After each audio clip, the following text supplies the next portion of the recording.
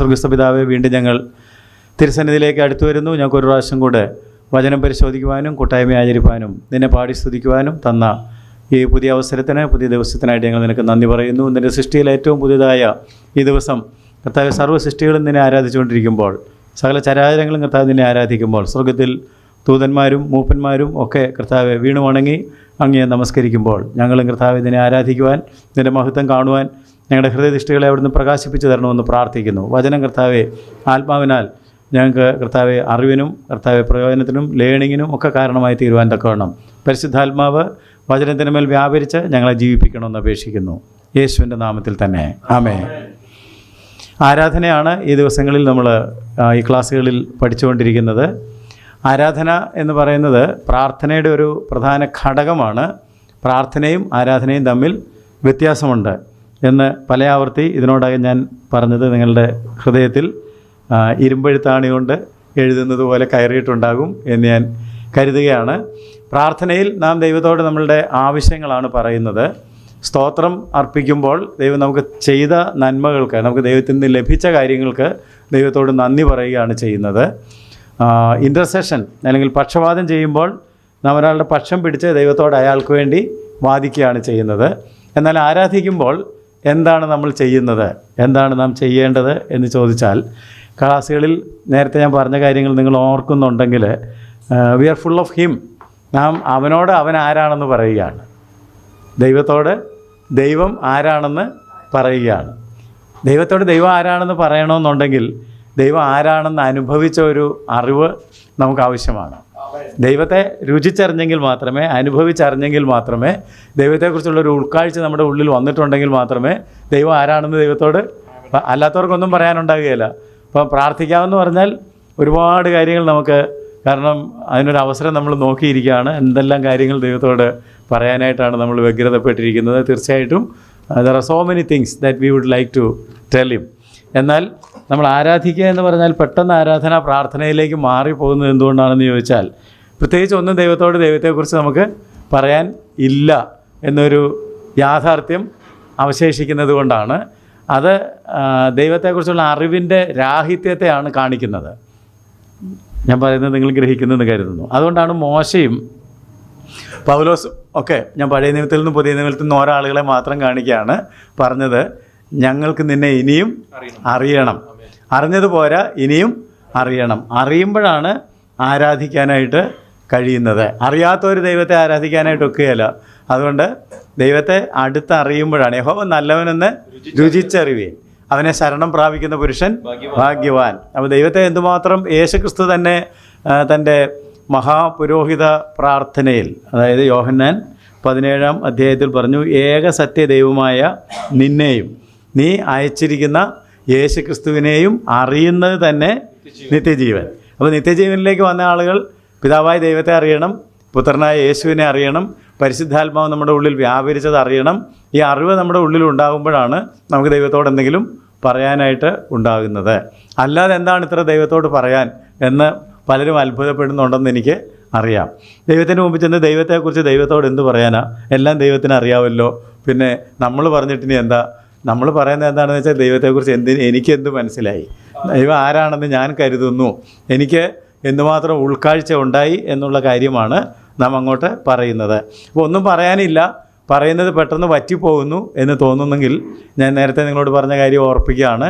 സ്വർഗത്തിലെ ആരാധനയിൽ പാടി കേൾക്കുന്ന കാര്യം, പറഞ്ഞു കേൾക്കുന്ന കാര്യം, അവർ കവിണ് വീണ് നമസ്കരിച്ചപ്പോൾ അവർ ചിലതൊക്കെ പറഞ്ഞുകൊണ്ടാണ് അവർ ആ കാര്യം ചെയ്യുന്നത്. അതൊക്കെ എന്താണെന്ന് ആ വാക്യങ്ങൾ വായിച്ചൊന്ന് ശ്രദ്ധിക്കുകയാണെങ്കിൽ ഏകദേശം നമുക്കും പറയാനുള്ള വിഷയങ്ങൾ ഒരു അക്കാഡമിക്കായിട്ടെങ്കിലും ഞാൻ പറഞ്ഞത് ഒരു പഠന രീതിയിലെങ്കിലും നമുക്ക് മനസ്സിലാക്കാനായിട്ട് സാധിക്കും. അനുഭവവും പഠനവും തമ്മിൽ വ്യത്യാസമുണ്ട്. പക്ഷേ ഇത് ഇങ്ങനെ ആണെന്ന് മനസ്സിലാക്കിയാൽ ആ അനുഭവങ്ങളിലേക്ക് കടന്നു പോകാനായിട്ട് തീർച്ചയായിട്ടും ദൈവത്തിൻ്റെ ആത്മാവ് നമുക്ക് ആഗ്രഹം ഉണ്ടാകുമ്പോൾ നമ്മളെ സഹായിക്കുമല്ലോ. അതുകൊണ്ട് നമുക്ക് ഇവരുടെ പാട്ടും ഇവരുടെ പറച്ചിലുമൊക്കെ ഒന്ന് ശ്രദ്ധിച്ചാലോ. സ്വർഗത്തിലെ ആരാധനയിലെ പാട്ടുകളും അവർ പറയുന്ന കാര്യങ്ങളും നമ്മൾ വായിച്ച വാക്യങ്ങളാണ് കഴിഞ്ഞ ക്ലാസ്സിൽ, പക്ഷേ നമ്മളതിനെ വേറൊരു ആംഗിളിൽ നിന്നാണ് ഇപ്പോൾ അപഗ്രഹിക്കുന്നത്. 5-ാം അധ്യായത്തിൻ്റെ ആദ്യം പാട്ട് പാടി കേൾപ്പിച്ച കാര്യങ്ങളിലുള്ളതാണ് നമ്മൾ നോക്കുന്നത്. രണ്ടാമത് പറഞ്ഞ കാര്യങ്ങളും. ഒന്ന്, അവർ പാട്ടുപാടി ആ പാട്ടിനകത്ത് എന്തൊക്കെ കാര്യങ്ങളാണ് ഉൾപ്പെടുത്തിയിരുന്നത്.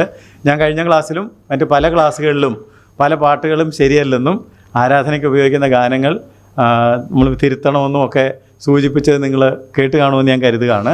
അപ്പോൾ അങ്ങനെയാണെങ്കിൽ സ്വർഗത്തിൽ കേട്ട പാട്ടിൻ്റെ കണ്ടൻസ് എന്താണെന്നുള്ളത് നോക്കുകയാണെങ്കിൽ എങ്ങനെയാണ് ഒരു ആരാധനാഗീതം ചിട്ടപ്പെടുത്തേണ്ടത്, അല്ലെങ്കിൽ ഒരു ആരാധനാഗീതത്തിൽ എന്താണ് ഉണ്ടായിരിക്കേണ്ടതെന്നുള്ളത് തീർച്ചയായിട്ടും ഗ്രഹിക്കാൻ പറ്റും.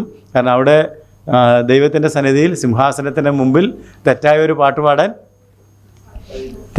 പാടാൻ സാധിക്കുകയല്ലോ. അതുകൊണ്ട് അത് നോക്കി നമുക്ക് മോഡലിനാണ്, നമ്മുടെ ലേണിങ്ങിനാണ് ഇത് എഴുതി വച്ചിരിക്കുന്നത്.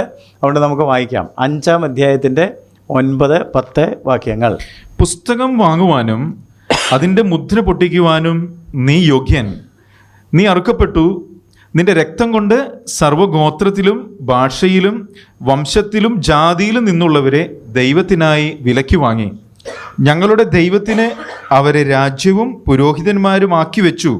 അവർ ഭൂമിയിൽ വാഴുന്നു എന്നൊരു പുതിയ പാട്ട് അവർ പാടുന്നു. അപ്പോൾ പാട്ടിൻ്റെ കണ്ടൻസ് എന്താണെന്നുള്ളത് ഇപ്പോൾ നിങ്ങൾ ശ്രദ്ധിച്ച് കാണും എന്ന് ഞാൻ കരുതുകയാണ്. അവർ പാടിയ പാട്ട് നമ്മൾ വായിച്ചാൽ കേട്ടത്, പക്ഷെ അതൊരു പാട്ടിൻ്റെ വരികളാണ്, അതിനകത്തുള്ള ആശയങ്ങളാണ് എന്ന് അവർ പാട്ട് പാടി എന്ന് പറയുമ്പോൾ ഈ പറഞ്ഞ ആശയങ്ങളൊക്കെ ഉള്ളൊരു പാട്ടാണ് അവർ പാടിയതെന്നുള്ളത് ക്ലിയർ ആണല്ലോ. അപ്പോൾ അതിനകത്ത് പ്രാർത്ഥന വല്ലതും ഉണ്ടോ? എന്തെങ്കിലും തരണം എന്നൊരു അപേക്ഷയുണ്ടോ? എന്തെങ്കിലും തന്നതിനുള്ള സ്തോത്രം പ്രത്യേകിച്ച് എടുത്തു പറയുന്നുണ്ടോ? ഇല്ല. പിന്നെന്താ പറഞ്ഞത്? നീ യോഗ്യൻ. അപ്പോൾ ആരാധനയുടെ ഒരു പ്രധാനപ്പെട്ട കാര്യം തന്നെ തുടക്കത്തിലുണ്ട്. Worship is related to worship. യോഗ്യതയുള്ളവനെയാണ് വെർത്തിഷിപ്പ്, WORTH. വേർഷിപ്പും യോഗ്യതയും തമ്മിൽ ബന്ധപ്പെട്ടിരിക്കുകയാണ്. ആരെയാണ് ആരാധിക്കേണ്ടത്? യോഗ്യതയുള്ള ഒരുത്തനെയാണ് ആരാധിക്കേണ്ടത്. അപ്പോൾ സ്വർഗത്തിൽ കേൾക്കുന്ന പാട്ടിനകത്ത് ആദ്യം പറയുന്നൊരു കാര്യം, നീ യോഗ്യനാണ്. എന്തിന് യോഗ്യൻ? ആരാധന സ്വീകരിപ്പാൻ യോഗ്യനാണ്. കാരണം വെളിപ്പാട് പുസ്തകം 4-ാം അധ്യായത്തിലെ ആരാധനയും 5-ാം അധ്യായത്തിലെ ആരാധനയും തമ്മിലുള്ള വ്യത്യാസം നേരത്തെ ഗ്രഹിച്ചിട്ടുണ്ടാകുമെന്ന് ഞാൻ കരുതുകയാണ്. 4-ാം അധ്യായത്തിൽ സൃഷ്ടിതാവായ ദൈവത്തെ, 5-ാം അധ്യായത്തിൽ രക്ഷിതാവായ ദൈവത്തെ. അപ്പോൾ രക്ഷിതാവായ ദൈവത്തെ ആരാധിച്ചുകൊണ്ട് പറയുകയാണ്, നീ അറുക്കപ്പെട്ടു.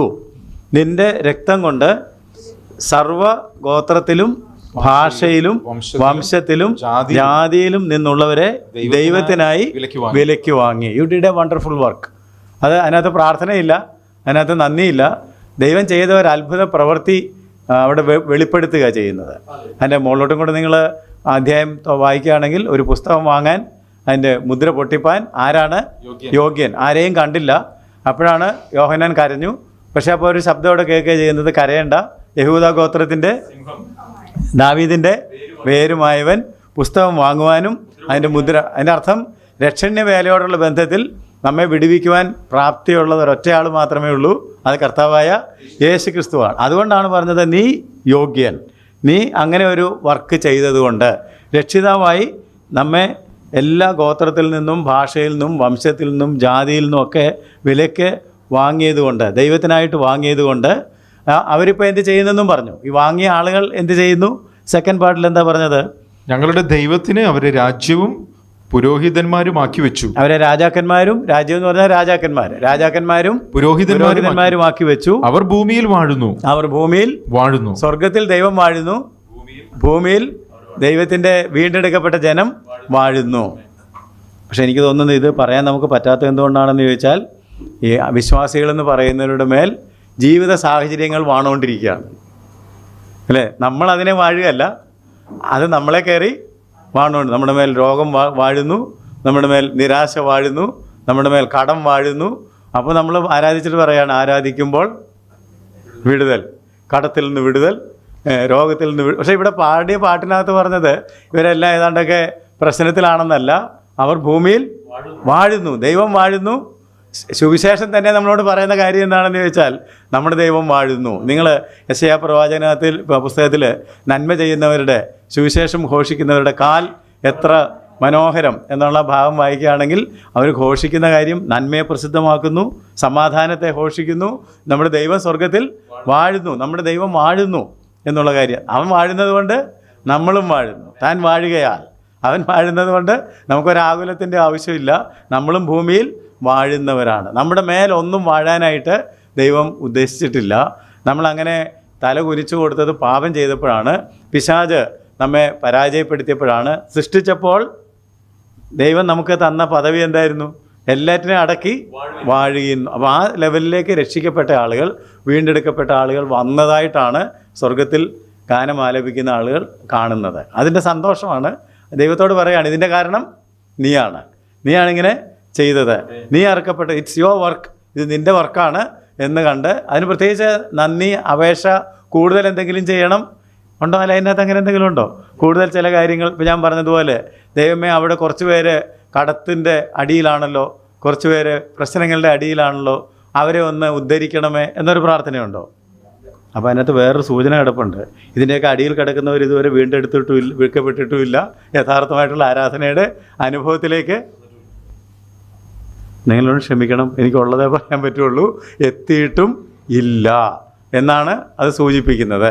നമുക്ക് 15-ാം അധ്യായത്തിൻ്റെ 3-4 വാക്യങ്ങൾ, അനദർ സോങ്, അവർ പാടുന്ന മറ്റൊരു പാട്ട്. നമ്മൾ പാട്ടിൻ്റെ വെളിപ്പാട് പുസ്തകം 5-ാം അധ്യായത്തിൽ നിന്ന് ആദ്യം വായിച്ചു. നമ്മൾ 2 വാക്യങ്ങളാണ് കഴിഞ്ഞ ക്ലാസ്സിൽ അവർ പാട്ട് പാടുന്നതിനായിട്ട് എടുത്ത് വായിച്ചതെന്ന് ഓർക്കുന്നുണ്ടാവുമല്ലോ. ഒന്ന് 5-ാം അധ്യായത്തിൽ 9-10 വാക്യങ്ങൾ, 2 15-ാം അധ്യായത്തിൻ്റെ 3-4 വാക്യങ്ങൾ. അവർ ദൈവത്തിന്റെ ദാസനായ മോശയുടെ പാട്ടും കുഞ്ഞാടിന്റെ പാട്ടും പാടി ചൊല്ലിയത്, സർവശക്തിയുള്ള ദൈവമായ കർത്താവേ, നിന്റെ പ്രവൃത്തികൾ വലുതും അത്ഭുതവുമായവ, സർവ്വജാതികളുടെയും നിന്റെ പ്രവൃത്തികൾ വലുതും അത്ഭുതവുമായവ. നിന്റെ പ്രവൃത്തി ഒന്നും മാറ്റണമെന്ന് പറയുന്നില്ല. നിന്റെ പ്രവൃത്തി ഇങ്ങനെ കുറച്ചുകൂടെ, നമ്മൾ പലപ്പോഴും കർത്താവ് ഇങ്ങനെ ഒന്ന് പ്രവർത്തിച്ചിരുന്നെങ്കിൽ, അല്ലേ, ആലുവയിൽ ഇങ്ങനെ ഒന്ന് പ്രവർത്തിച്ചിരുന്നെങ്കിൽ, എറണാകുളത്ത് ഇങ്ങനെ ഒന്ന് പ്രവർത്തിച്ചിരുന്നെങ്കിൽ, ഞങ്ങളുടെ സഭയിൽ ഇങ്ങനെ ഒന്ന്, അതിനെ നമ്മൾ പ്രാർത്ഥന എന്ന് വേണമെങ്കിൽ പറയാം. പക്ഷെ ഇവരെ അങ്ങനെ പറയുന്നില്ല. ഒന്നുകൂടെ ശ്രദ്ധിച്ചാട്ടെ. നിന്റെ പ്രവൃത്തികൾ വലുതും അത്ഭുതവുമായവ, സർവ്വജാതികളുടെയും രാജാവേ, നിന്റെ വഴികൾ നീതിയും സത്യവുമുള്ളവ. കർത്താവേ, ആര് നിന്റെ നാമത്തെ ഭയപ്പെടാതെയും മഹത്വപ്പെടുത്താതെയും ഇരിക്കും? ഈ വഴികൾ ഗ്രഹിക്കുന്ന ആളുകൾക്ക് ആർക്ക് നിന്നെ ഭയപ്പെടാതെയും നിന്നെ മഹത്വപ്പെടുത്താതെയും ഇരിക്കാൻ നീ കഴിയും? ഓക്കെ, നീയല്ലോ ഏക പരിശുദ്ധൻ, നിന്റെ ന്യായവിധികൾ വിളങ്ങി വന്നതിനാൽ സകല ജാതികളും വന്ന് തിരുസന്നിധിയിൽ നമസ്കരിക്കും.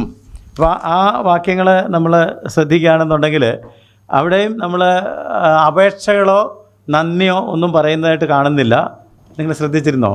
അല്ലേ? സർവശക്തിയുള്ള ദൈവമായ കർത്താവേ, നിന്റെ പ്രവൃത്തികൾ വലുതും അത്ഭുതവുമായവ, സർവ്വജാതികളുടെയും രാജാവേ, നിന്റെ വഴികൾ നീതിയും സത്യവുമുള്ളവ. കർത്താവെ, ആർ നിന്റെ നാമത്തെ ഭയപ്പെടാതെയും മഹത്വപ്പെടുത്താതെയും ഇരിക്കും? നീയല്ലോ ഏക പരിശുദ്ധൻ എന്നുള്ളതിൻ്റെ അർത്ഥം നേരത്തെ ഞാൻ പറഞ്ഞു തന്നിട്ടുണ്ട്. ഇംഗ്ലീഷ് ബൈബിളിൽ നിങ്ങൾ വായിക്കുകയാണെന്നുണ്ടെങ്കിൽ you are king of saints and you are king of ages എന്നാണ് രേഖപ്പെടുത്തിയിരിക്കുന്നത്. നീ മാത്രമാണ് ഏക പരിശുദ്ധൻ എന്ന് മാത്രമല്ല, കാരണം ഇനി നമ്മൾ വായിക്കാൻ പോകുന്ന പല സ്ഥലത്തും ദൈവത്തെ എൻ്റെ സന്നിധിയിൽ ആർക്കുകയും ബഹളം വെക്കുകയും ചെയ്യുന്നവരൊക്കെ പരിശുദ്ധൻ എന്ന് ആർക്കുന്നുണ്ട്. എന്നാൽ ഈ പറഞ്ഞ നീയല്ലോ ഏക പരിശുദ്ധൻ എന്ന് പറഞ്ഞതിന് വേറെയും ചില ഡയമെൻഷൻസ് ഉണ്ട്. അതിൻ്റെ ഒരു അർത്ഥമാണ് ഞാൻ നിങ്ങളോട് പറഞ്ഞത്. കിങ് ഓഫ് സെയിൻസ്, നീയാണ് വിശുദ്ധന്മാരുടെ രാജാവ്. വേർതിരിക്കപ്പെട്ടവർ, രക്ഷ പ്രാപിച്ചവർ ആരാണ്? വിശുദ്ധന്മാരാണ്. വിളിച്ച് വേർതിരിക്കപ്പെട്ട വിശുദ്ധന്മാരാണ്. പക്ഷെ അവരുടെ രാജസ്ഥാനത്ത് അവരെ നയിച്ചു അനേകം പുത്രന്മാരെ തേജസ്സിലേക്ക് നയിക്കുന്ന രക്ഷാനായകൻ നമ്മുടെ കർത്താവായ യേശു ക്രിസ്തുവാണ്. നീയാണ് നായകത്വം എടുത്ത് മുന്നോട്ട് കൊണ്ടുപോകുന്നത്. ആൻഡ് നോട്ട് ഓൺലി ദാറ്റ്, ഇത് എന്ന് തുടങ്ങിയതാണെന്ന് ചോദിച്ചാൽ you are king of ages, യുഗങ്ങളിൽ തുടരുന്ന നിൻ്റെ ആ പ്രവൃത്തി. അപ്പോൾ അത് കാണാനൊരു ഇൻസൈറ്റ് ഉണ്ടായാൽ നമുക്ക് പാട്ട് പാടാനുണ്ടാവും, നമുക്ക് ദൈവസന്നിധിയിൽ ആരാധിക്കാനായിട്ട് ഉണ്ടാകും. No request, no thanksgiving. അവിടെ സ്തോത്രമല്ല ഈ ആരാധനയെന്ന് പറയുന്നത്, പ്രാർത്ഥനയല്ല ആരാധനയെന്ന് പറയുന്നത്, പക്ഷപാതമല്ല ആരാധനയെന്ന് പറയുന്നത് എന്ന് ഈ പാട്ടുകൾ നിങ്ങൾ ശ്രദ്ധിച്ചാൽ, ഇനി വേദപുസ്തകത്തിൻ്റെ പല ഭാഗത്ത് ആരാധന ഗാനങ്ങൾ കിടപ്പുണ്ട്. ഉൽപ്പത്തി മുതൽ നിങ്ങളങ്ങോട്ട് നോക്കിയാൽ അതെല്ലാം ഞാൻ കാണിച്ചു തന്നാൽ പിന്നെ നിങ്ങൾക്ക് ജോലിയില്ലാതായി പോകും. അതുകൊണ്ട് ഹോംവർക്കായിട്ട് ഇവരൊക്കെ ഇവിടെ പറഞ്ഞ വായിച്ചിടത്ത് തന്നെ ഉണ്ടായിരുന്നല്ലോ. അവരാരുടെ പാട്ടാണ് പാടിയത്? മോശയുടെ പാട്ടും. അപ്പോൾ മോശ പാടിയ പാട്ടുകൾ പുറപ്പാട് പുസ്തകം മുതൽ നിങ്ങൾ നോക്കിയാൽ പല സ്ഥലങ്ങളിൽ കാണാൻ സാധിക്കും. ആ പാട്ടുകളൊക്കെ ഒന്ന് എടുത്തു നോക്കുകയാണെങ്കിൽ അതിനകത്ത് എത്ര അപേക്ഷയുണ്ട്, അതിനകത്ത് എത്ര താങ്ക്സ് ഗിവിങ് ഉണ്ടെന്നുള്ളതൊക്കെ നോക്കിയാൽ അവർ ദൈവത്തെക്കുറിച്ച് അങ്ങ് നിറഞ്ഞിരിക്കുകയാണ്. ദൈവത്തെക്കുറിച്ച് പലതും ദൈവത്തോട് അവർക്ക് പറയാൻ ഉണ്ട്. നമുക്ക് എന്തുകൊണ്ടാണ് അത് ഇല്ലാതായി പോകുന്നത്, അത് വറ്റിപ്പോകുന്നത് എന്നുള്ളത് തീർച്ചയായിട്ടും അന്വേഷിക്കേണ്ടതാണ്. നമുക്കിനി പറഞ്ഞ കാര്യങ്ങൾ നോക്കാം. പാടിയ കാര്യങ്ങൾ ഈ രണ്ട് ഭാഗത്താണ് വിശദീകരിച്ച് പറഞ്ഞിരിക്കുന്നത്. പാട്ട് പാടുന്നു എന്ന് വാക്യങ്ങളുണ്ടെങ്കിലും എന്ത് പാടിയെന്നുള്ളത് കൃത്യമായിട്ട് കിട്ടുന്നത് ഈ രണ്ട് വാക്യങ്ങളിലാണ്. 5-ാം അധ്യായത്തിൻ്റെ 9-ഉം 10-ഉം വാക്യങ്ങളും വെളിപ്പാട് പുസ്തകത്തിൻ്റെ 15-ാം അധ്യായത്തിൻ്റെ പറഞ്ഞുകൊണ്ടിരുന്നതാണെങ്കിൽ ഒത്തിരി വാക്യങ്ങളുണ്ട്. അതുകൊണ്ട് നമുക്ക് പാടിയതിൽ നിന്ന് പറഞ്ഞതിലേക്ക് ഒരു പക്ഷേ എളുപ്പമുള്ള കാര്യം പറയുക എന്നുള്ളതാണ്. എന്തുകൊണ്ട്? കാരണം എല്ലാവർക്കും പാടാൻ ചിലപ്പോൾ എപ്പോഴെങ്കിലുമൊക്കെ പാടാറുണ്ട്, എങ്കിലും ആരാധനയ്ക്ക് ഒരു പാട്ട് തുടങ്ങാനോ ഒരു പാട്ട് നയിക്കാനോ ഒക്കെ ചിലപ്പോൾ എല്ലാവർക്കും കഴിഞ്ഞെന്ന് വരികയില്ല. പക്ഷേ ആത്മാവ് നമ്മളെ സഹായിച്ചാൽ വിക്കുള്ള നാവും പാടിപ്പോവും, പാട്ടറിയാത്തവനും പാടിപ്പോവും. നമുക്ക് പാടാൻ ബുദ്ധിമുട്ടൊന്നും ഉണ്ടാകണമെന്നില്ല. എന്നാൽ പറയാനൊരു കാരണം നമ്മൾ മിക്കവാറും ഞാനൊരു അധ്യാപകനായിരുന്നു. ഞാൻ ഏറ്റവും കൂടുതൽ പറഞ്ഞിട്ടുള്ളൊരു കാര്യം സൈലൻസ് പ്ലീസ് എന്നാണ്. കീപ് ക്വയറ്റ് അല്ലേ? പിള്ളേരോട് നമ്മൾ ഏറ്റവും കൂടുതൽ പറയുന്ന കാര്യം മിണ്ടാതിരിക്കുക എന്നാണ്. അതുകൊണ്ട് പാസ്റ്റർമാരും ചിലപ്പോൾ അങ്ങനെയൊക്കെ പറയുന്നുണ്ട്. സൺഡേ സ്കൂൾ ടീച്ചറും പറയുന്നത് അങ്ങനെയാണ്, കീപ് ക്വയറ്റ്. കാരണം നമുക്ക് ഒത്തിരി കാര്യങ്ങൾ പറയാൻ ഒരു 2 പീരീഡിന് ഇടയ്ക്ക് ഒരു ഗ്യാപ്പ് കിട്ടിയാൽ, കോളേജ് സ്കൂളിലൊക്കെ പഠിച്ച കാര്യം ഒന്ന് ഓർക്കുകയാണെങ്കിൽ സാറ് വരുന്നവരെ എന്തൊരു ആരവമായിരിക്കും ആ ക്ലാസ്സിനകത്ത്. ചിലർ സാറ് വന്നാലും അറിയത്തില്ല, അവരിങ്ങനെ പറഞ്ഞുകൊണ്ടേ ഇരിക്കും. അവിടെ സാറ് 2 മേശയ്ക്ക് ഇടിയൊക്കെ ഇടിച്ച് സൈലൻസ് പ്ലീസ് പറയുമ്പോഴായിരിക്കും ചേട്ടാ സാറ് വന്നോ എന്ന് പോലും അറിയുന്നത്. So we have so many. ആരാധനയ്ക്ക് വന്നാലും നമുക്കറിയാം ആരാധന തുടങ്ങിയതെല്ലാം സൈലൻ്റാണ്. അതിന് മുമ്പും ഇത് കഴിഞ്ഞു എന്തൊരാരോ. സ്കൂളിലെയും കോളേജിലെയും കാര്യം ഓർക്കണ്ട, എന്തെല്ലാം പറയാനുണ്ടെന്നറിയാമോ. അതുകൊണ്ട് നമുക്ക് പറച്ചിലിന് കുറവില്ല എന്നുള്ളത് കൊണ്ട് തന്നെയായിരിക്കും വെളിപ്പാട് പുസ്തകത്തിൽ പാട്ടിനേക്കാൾ കൂടുതൽ എന്ത് വെച്ചിരിക്കുന്നത്, പറഞ്ഞു എന്ന് വെച്ചേക്കുന്നത്. അപ്പോൾ എന്താ പറഞ്ഞതെന്ന് നോക്കാം. നമ്മൾ പറഞ്ഞതുപോലെ ഈ സാരി എവിടെ നിന്നാണ്, ഈ കഞ്ഞി നന്നായിട്ടുണ്ടല്ലോ എന്നൊക്കെയാണോ പറഞ്ഞത്? നമുക്ക് നോക്കാം അവരെന്താണ് പറഞ്ഞത് എന്ന് അറിയാനായിട്ട്. 4-ാം അധ്യായത്തിൻ്റെ 8-ാം വാക്യം. 4-ാം അധ്യായത്തിൻ്റെ 8-ാം വാക്യം. 4 ജീവികളും ഓരോന്നിനും 6 ചിറകുള്ളതായി ചുറ്റിലും അകത്തും കണ്ണ് നിറഞ്ഞിരിക്കുന്നു. ഇരിക്കുന്നവനും ഇരുന്നവനും വരുന്നവനുമായി സർവശക്തിയുള്ള കർത്താവായ ദൈവം പരിശുദ്ധൻ പരിശുദ്ധൻ പരിശുദ്ധൻ എന്ന് അവർ രാപ്പകലും വിശ്രമം കൂടാതെ പറഞ്ഞുകൊണ്ടിരുന്നു. ആരാധന രാപ്പകലാണ് എന്ന് ഇതിനു മുമ്പൊരു ക്ലാസ്സിൽ ഞാൻ പറഞ്ഞത് നിങ്ങൾ ഓർക്കുന്നുണ്ടാകും എന്ന് കരുതുകയാണ്. സമയം വെച്ച്, ദിവസം വെച്ച്, മണിക്കൂർ വെച്ച് ഉള്ള പരിപാടിയല്ല ആരാധന. അവർ സിംഹാസനത്തിൻ്റെ മുമ്പിലിരുന്ന് അവനെ എങ്ങനെ ആരാധിച്ചു? രാപ്പകൽ. അപ്പോൾ ഈ രാവും പകലും എന്നതായി പറയാനുള്ളത് എന്ന് പലരും അത്ഭുതപ്പെടുന്നുണ്ടെങ്കിൽ, വല്ല അപേക്ഷയൊക്കെ ആയിരുന്നെങ്കിൽ, ദേശത്തിന് വേണ്ടി പക്ഷപാതം ചെയ്യാനായിരുന്നെങ്കിൽ, പിന്നെ വിഷയങ്ങളൊക്കെ അച്ചടിച്ച് അല്ലേ ഒത്തിരി പ്രെയർ ചാനൽ ചെയ്യുന്ന സംഘടനകളും, നാഷണൽ പ്രെയർ മൂവ്മെൻ്റ് ഉണ്ട്, ലോക്കൽ പ്രെയർ മൂവ്മെൻറ്റ്സ് ഉണ്ട്.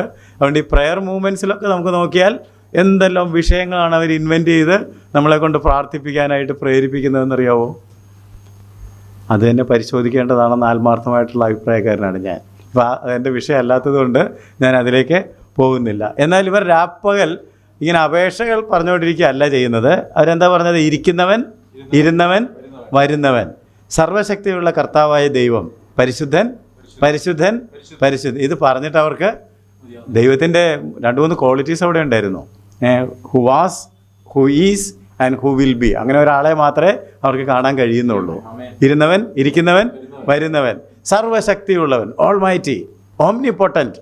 അങ്ങനെ ഒരാളെ ദൈവത്തിൽ മാത്രമേ അവർക്ക്, അതുപോലെ പരിശുദ്ധൻ, ഇത്രയും പരിശുദ്ധിയുള്ള ഒരാളെ അവർ ഇതുവരെ കണ്ടിട്ടില്ല. അതവരെ ആകർഷിച്ചത് കൊണ്ടാണ്. ഹഠാത് ആകർഷിച്ചു എന്ന് വേണമെങ്കിൽ പറയാം. അവരുടെ ഹൃദയത്തെ തൊട്ട് അവർക്ക് പറയാതിരിക്കാൻ പറ്റാത്ത ഒരു തരത്തിൽ അവരെ ആകർഷിച്ചത് കൊണ്ടാണ് അവർ ഈ കാര്യങ്ങൾ ഇങ്ങനെ പറഞ്ഞുകൊണ്ട് ഇരിക്കുന്നത്. 4-ാം അധ്യായത്തിൻ്റെ 11-ാം വാക്യം വായിക്കുമ്പോൾ വീണ്ടും അവർ പറയുകയാണ്, കർത്താവെ നീ സർവവും സൃഷ്ടിച്ചവനും. അവർ സർവശക്തനാണെന്ന് പറഞ്ഞിട്ടെങ്കിൽ മതിയാകുന്നില്ല. കർത്താവെ സർവവും സൃഷ്ടിച്ചവൻ, എല്ലാം നിന്റെ ഇഷ്ടം ഹേതുവാൽ ഉണ്ടായതും സൃഷ്ടിക്കപ്പെട്ടതുമാകയാൽ, എല്ലാം നിന്റെ ഇഷ്ടം ഹേതുവാൽ ഉണ്ടായതും സൃഷ്ടിക്കപ്പെട്ടതുമാകയാൽ, മഹത്വവും ബഹുമാനവും ശക്തിയും കൈക്കൊള്ളുവാൻ യോഗ്യനെന്ന് പറഞ്ഞുകൊണ്ട് തങ്ങളുടെ കിരീടങ്ങളെ സിംഹാസനത്തിന്റെ മുൻപിലിടും. അവർ 2 കാര്യങ്ങൾ ചെയ്യുകയാണ്. ഒന്ന് പറഞ്ഞു, പിന്നെ അവരുടെ തലയിൽ കിരീടം ഇരിപ്പുണ്ട്. സിംഹാസനത്തിൽ ഇരിക്കുന്നു, തലയിൽ എന്തിരിക്കുന്നു? കിരീടം ഇരിപ്പുണ്ട്. ഈ കിരീടം അവിടെ ഇരിക്കുന്നതിൽ അവർക്ക് എനിക്ക് തോന്നുന്നത് ഒരു അഭിമാനക്കുറവ് തോന്നുകയാണെന്ന് തോന്നുന്നു. ദൈവം വെച്ചു കൊടുത്തതാണെങ്കിലും ഇല്ലേ, നമുക്കിവിടെ ഇപ്പോൾ സഭകളിലൊക്കെ ലൈഫ് ടൈം അച്ചീവ്മെൻറ്റ് അവാർഡുകളുണ്ട്, മെമൻറ്റോ. ഞാൻ ഈയിടെ ഒരു സഭയിൽ പോയപ്പോൾ ഇത് ട്രോഫി വിൽക്കുന്ന കടയാണോ അതോ സഭയാണോ എന്ന് എനിക്ക് സംശയം തോന്നി. ഞാൻ പറഞ്ഞ് നിങ്ങൾക്ക് മനസ്സിലായോ എന്ന് എനിക്കറിയാൻ പാടില്ല. കാരണം അവിടെ ഒരു വലിയ ഷെൽഫ് ഉണ്ടാക്കിയിട്ട് അവിടെ ഇങ്ങനെ ട്രോഫികൾ നിരത്തി വെച്ചിരിക്കുന്നു, പൊന്നാട്. അപ്പോൾ ഞാൻ അവിടുത്തെ പാസ്റ്ററോട് ചോദിച്ചു, പറഞ്ഞു ഇതൊക്കെ ആളുകൾക്ക് അംഗീകാരം കൊടുക്കാൻ വേണ്ടി വെച്ചിരിക്കുന്നതാണ്. അപ്പോൾ അവർ ആളുകളെ പിടിച്ചു നിർത്താൻ എന്തെങ്കിലും സൂത്രങ്ങൾ വേണ്ടേ? ആളുകളെ സഭയിൽ അപ്പോൾ 50 വയസ്സ് കഴിഞ്ഞവർക്ക് ട്രോഫികൾ, 60 വയസ്സായവർക്ക് പൊന്നാട. അപ്പോൾ നമ്മൾ പറയുകയാണ് ഞങ്ങളുടെ സഭയിൽ ഇങ്ങനെ. അപ്പോൾ നമുക്ക് ഇല്ലാത്തവർക്കൊക്കെ ഒരു കുറച്ചിൽ തോന്നുകയാണ്, അയ്യോ അപ്പോൾ ഇവിടെ എന്ന് പറയാം സാറേ നമുക്കും എന്ത് വേണം, കുറച്ച് പൊന്നാട മേടിക്കണം, കുറച്ച് ട്രോഫി. ഇതൊക്കെ വളരെ എളുപ്പമുള്ള കാര്യങ്ങളാണ്. എന്നാൽ ഇത് വെച്ച് കൊടുത്ത ആളുകൾ പറയുകയാണ് ഒരു അച്ചീവ്മെൻറ്റും ഇല്ലയെന്ന്. ഇതൊക്കെ കിടക്കേണ്ടത് ഈ സിംഹാസനത്തിലിരിക്കുന്നവൻ്റെ കാൽക്കലാണ്. അവർ കിരീടങ്ങളെ എവിടെ ഇട്ടു? സിംഹാസനത്തിലിരിക്കുന്നവൻ്റെ കാൽപാദത്തിൽ ഇട്ടിട്ട് എന്താണ് അവർ പറഞ്ഞത്? കർത്താവെ നീ സർവ്വവും സൃഷ്ടിച്ചവനും എല്ലാം നിന്റെ ഇഷ്ടം ഹേതുവാൽ ഉണ്ടായതും സൃഷ്ടിക്കപ്പെട്ടതും ആകയാൽ മഹത്വവും ബഹുമാനവും ശക്തിയും കൈക്കൊള്ളുവാൻ യോഗ്യൻ എന്ന് പറഞ്ഞു. ഇതൊന്നും ഞങ്ങൾക്ക് യോഗ്യത ഉള്ള കാര്യങ്ങളല്ല, ഇതൊന്നും ഞങ്ങളുടെ തലയിലല്ല ഇരിക്കേണ്ടത്. ഇതെല്ലാം ഇരിക്കേണ്ടത് നിന്റെ കാൽപാദത്തിൽ, നിന്റെ തലയിലാണ്. നീ ഒഴികെ ഞങ്ങൾക്കൊരു സങ്കീർത്തനത്തിൽ പറഞ്ഞേക്കുന്ന ആ കാര്യമാണ് പറയണത്. നീ ഒഴികെ, നീ ഇല്ലായിരുന്നെങ്കിൽ ഞങ്ങളിവിടെ എത്തുമായിരുന്നില്ല, ഞങ്ങൾക്ക് ഇങ്ങനെ ഒരു പദവി ഉണ്ടാകുമായിരുന്നില്ല. എന്തിനാ ഇത് ഞങ്ങൾക്ക്? ഇത് നിനക്ക് അർഹതപ്പെട്ടതാണ്. ഈ ഒരു ഭാവം നമ്മുടെ ഹൃദയത്തിൽ ഉണ്ടാകുന്നുണ്ടോ ആരാധനയ്ക്കായിട്ട് കടന്നു വരുമ്പോൾ എന്ന് നാം ചിന്തിക്കേണ്ടതാണ്. അത് ഞാനാണ് ഈ സഭയിലെ ഏറ്റവും സീനിയർ, ഞാനാണിതെല്ലാം നിയന്ത്രിക്കുന്നത്, ഇത്ര എനിക്ക് പോരായിരുന്നു, ഒരു ലൈഫ് ടൈം അവാർഡ് എനിക്ക് കിട്ടണമായിരുന്നു, എന്തുകൊണ്ട് എനിക്ക് തന്നില്ല എന്നൊക്കെ നമ്മൾ വിചാരിക്കുകയാണെങ്കിൽ ആരാധനയില്ല, ചിലപ്പം പ്രാർത്ഥനയായിരിക്കും. ചില പ്രത്യേകതയൊക്കെ വരുമ്പോൾ ആൾ പറയും ഇതിങ്ങനെ ആളുകളെ ഇങ്ങനെ വിളിച്ചുകൊണ്ടിരിക്കുകയാണ്, പ്രാർത്ഥിച്ചോ പോയി, ചിലപ്പോൾ നിനക്കും ചാൻസ് വരാൻ സാധ്യതയുണ്ട്, വിദേശത്ത് വല്ല കോൺഫറൻസൊക്കെ വരികയാണെങ്കിൽ. അപ്പോൾ ഇതൊക്കെയാണ് നമുക്ക് എങ്ങനെ പേരും പെരുമയും. എന്നാൽ ഈ ആരാധിക്കുന്ന ആളുകൾക്ക് ഇതൊന്നും അല്ല വിഷയം. അവരുടെ വിഷയം എന്താണ്? ഇതെല്ലാം നിൻ്റെ കരത്തിൻ്റെ പ്രവൃത്തിയാണ്. ഞങ്ങളെ ഇങ്ങനെ ഒരു സ്ഥാനത്തേക്ക് കൊണ്ടുവരുവാൻ നിനക്ക് തോന്നിയ കരുണ അത് ഞങ്ങൾക്ക് ഉൾക്കൊള്ളുവാനായിട്ട് കഴിയുന്നില്ല. വീണ്ടും അവർ പറയുകയാണ് 5:13, 5-ാം അധ്യായത്തിൻ്റെ 13-ാം വാക്യം, 12-13 വാക്യങ്ങൾ വായിക്കുമ്പോൾ അവർ അത്യുച്ചത്തിൽ അറുക്കപ്പെട്ട കുഞ്ഞാട് ശക്തിയും ധനവും ജ്ഞാനവും ബലവും ബഹുമാനവും മഹത്വവും സ്തോത്രവും ലഭിക്കുവാൻ യോഗ്യൻ എന്ന് പറഞ്ഞു. സ്വർഗത്തിലും ഭൂമിയിലും ഭൂമിക്ക് കീഴിലും സമുദ്രത്തിലുമുള്ള സകല സൃഷ്ടിയും അവയിലുള്ളതൊക്കെയും സിംഹാസനത്തിൽ ഇരിക്കുന്നവനും കുഞ്ഞാടിനും സ്തോത്രവും ബഹുമാനവും മഹത്വവും ബലവും എന്നേക്കും ഉണ്ടാകട്ടെ എന്ന് പറയുന്നത് ഞാൻ കേട്ടു. അപ്പോൾ ഇവിടെ ഒന്നും പ്രാർത്ഥന വരുന്നില്ല. ഞാനിതൊന്നും പിന്നെ വായിച്ചൊന്നുകൂടെ നിങ്ങളെ വ്യാഖ്യാനിച്ച് പഠിപ്പിക്കേണ്ട കാര്യമില്ല. അത് വായിച്ചത് കേട്ടെങ്കിൽ അവരെന്താ പറഞ്ഞതെന്നുള്ളത് വളരെ ക്ലിയറാണ്. അർക്കപ്പെട്ട കുഞ്ഞാട് ശക്തിയും ധനവും ജ്ഞാനവും ബലവും ബഹുമാനവും മഹത്വവും സ്തോത്രവും പറഞ്ഞിട്ട് തീരുന്നില്ലെന്ന് എനിക്ക് തോന്നുന്നത്. പിന്നെ എവിടെയെങ്കിലും ഒന്ന് അവസാനിപ്പിക്കേണ്ടത്, അതുകൊണ്ട് ലഭിക്കുവാൻ യോഗ്യൻ എന്ന് പറഞ്ഞ് അങ്ങ് നിർത്തുക ചെയ്യുന്നത് അല്ല. എന്നിട്ട് സിംഹാസനത്തിലിരിക്കുന്നവനും കുഞ്ഞാടിനും സ്തോത്രവും ബഹുമാനവും മഹത്വവും ബലവും എന്നേക്കും ഉണ്ടാകട്ടെ. അപ്പം അവർക്ക് പറയാൻ ഒത്തിരി കാര്യങ്ങളുണ്ടെന്ന് ഞാൻ കാണുന്നത് കേട്ടോ. അതുകൊണ്ട് ആരാധിക്കാൻ വരുമ്പോൾ ഇങ്ങനെ ധാരാളം കാര്യങ്ങൾ നമുക്ക് പറയാൻ വേണം. 7-ാം അധ്യായത്തിൻ്റെ 10-ാം വാക്യം, 7-ാം അധ്യായത്തിൻ്റെ 10-ാം വാക്യം, രക്ഷ എന്നുള്ളത് സിംഹാസനത്തിൽ ഇരിക്കുന്നവനായ നമ്മുടെ ദൈവത്തിൻ്റെയും കുഞ്ഞാടിൻ്റെയും ദാനമെന്ന് അവർ അത്യുച്ചത്തിൽ ആർത്തുകൊണ്ടിരുന്നു. ആർത്തു പറയുകയാണ് അവർ. അത്യുച്ചത്തിൽ ആർത്തു പറയുന്നത് രക്ഷ എന്നുള്ളത് ഞങ്ങളാരും നേടിയതല്ല, ഇത് ദൈവത്തിൻ്റെ രക്ഷ, ദൈവത്തിൻ്റെ പക്കൽ നിന്ന് വരുന്നതാണ്. സിംഹാസനത്തിൽ ഇരിക്കുന്ന നമ്മുടെ ദൈവത്തിൻ്റെയും കുഞ്ഞാടിൻ്റെയും ദാനം അതവർ ആർത്തുകൊണ്ടിരിക്കുകയാണ്. അല്ലാതെ ഇനി കൂടുതൽ എന്തെങ്കിലും തരണമെന്ന് പറയുന്നില്ല, അല്ലെങ്കിൽ തന്ന കുറേ കാര്യങ്ങൾക്ക് നന്ദി പറയുന്നില്ല. ഇത് തരാൻ ദൈവത്തിന് കഴിഞ്ഞു. ആ ദൈവത്തിൻ്റെ സവിശേഷതയെ കണ്ട് ദൈവത്തിന് അവർ ആരാധന അർപ്പിക്കുകയാണ് ചെയ്യുന്നത്. 12-ാം വാക്യം, 7-ാം അധ്യായത്തിൻ്റെ 12-ാം വാക്യം, ആമേൻ. നമ്മുടെ ദൈവത്തിന് എന്നേക്കും സ്തുതിയും മഹത്വവും ജ്ഞാനവും സ്തോത്രവും ബഹുമാനവും ശക്തിയും ബലവും ആമേൻ എന്ന് പറഞ്ഞു ദൈവത്തെ നമസ്കരിച്ചു.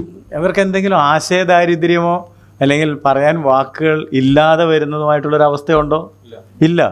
പക്ഷെ നമ്മുടെ ആരാധനകൾ പലപ്പോഴും ഇത് വറ്റിപ്പോകുന്നത് നിങ്ങൾ ശ്രദ്ധിച്ചാൽ നിങ്ങൾക്ക് കാണാനായിട്ട് സാധിക്കും.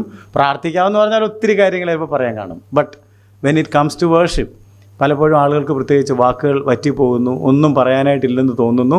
ഇതൊന്നും മാറണം കേട്ടോ.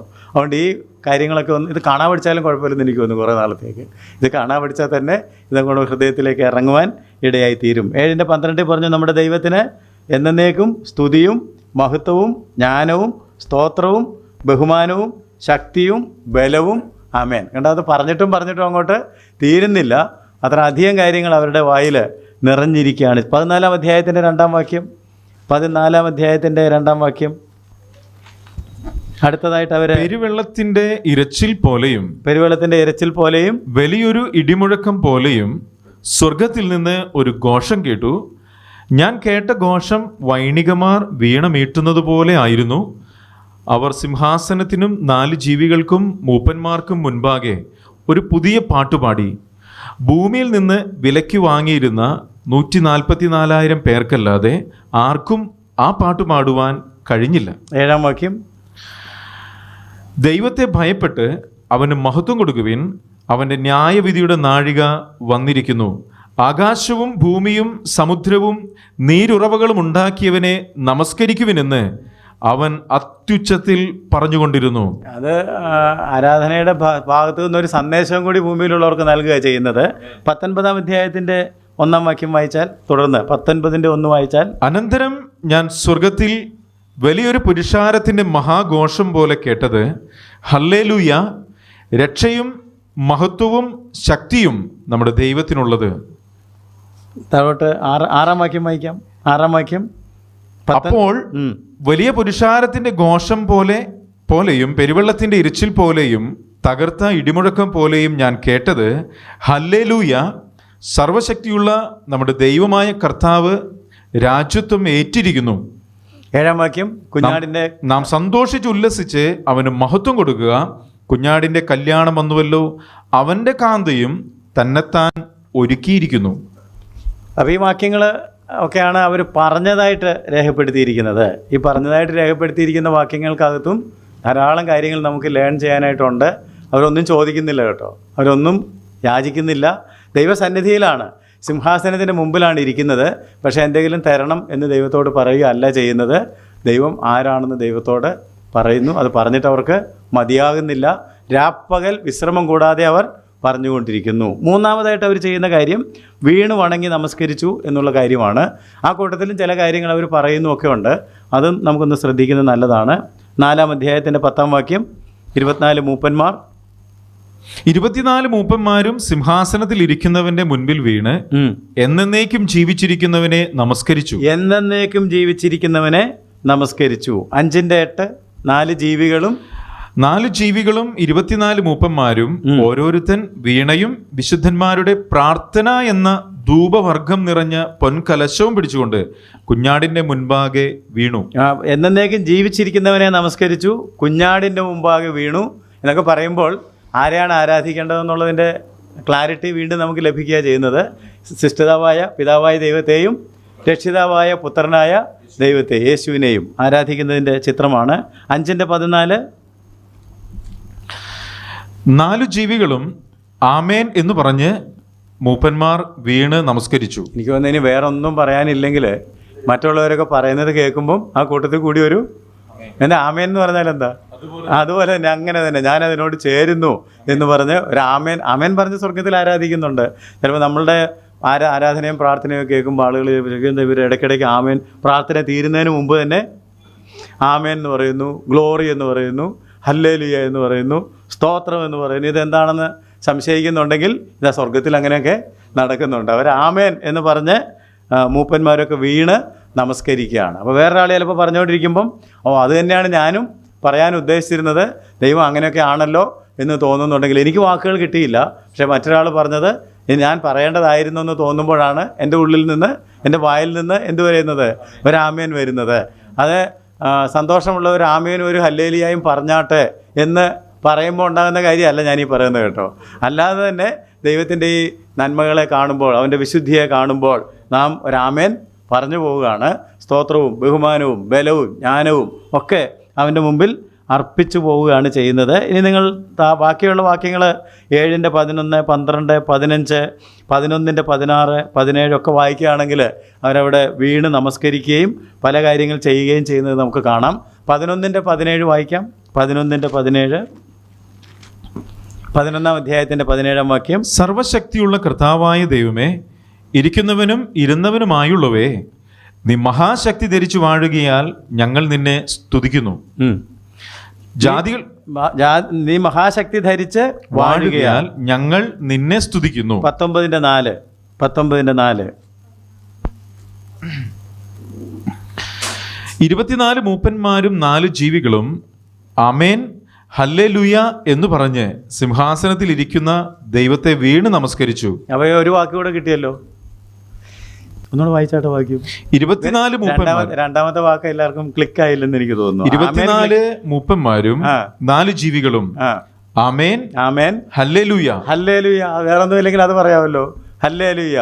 അതിന് നാണമൊന്നും തോന്നേണ്ട കാര്യമില്ല.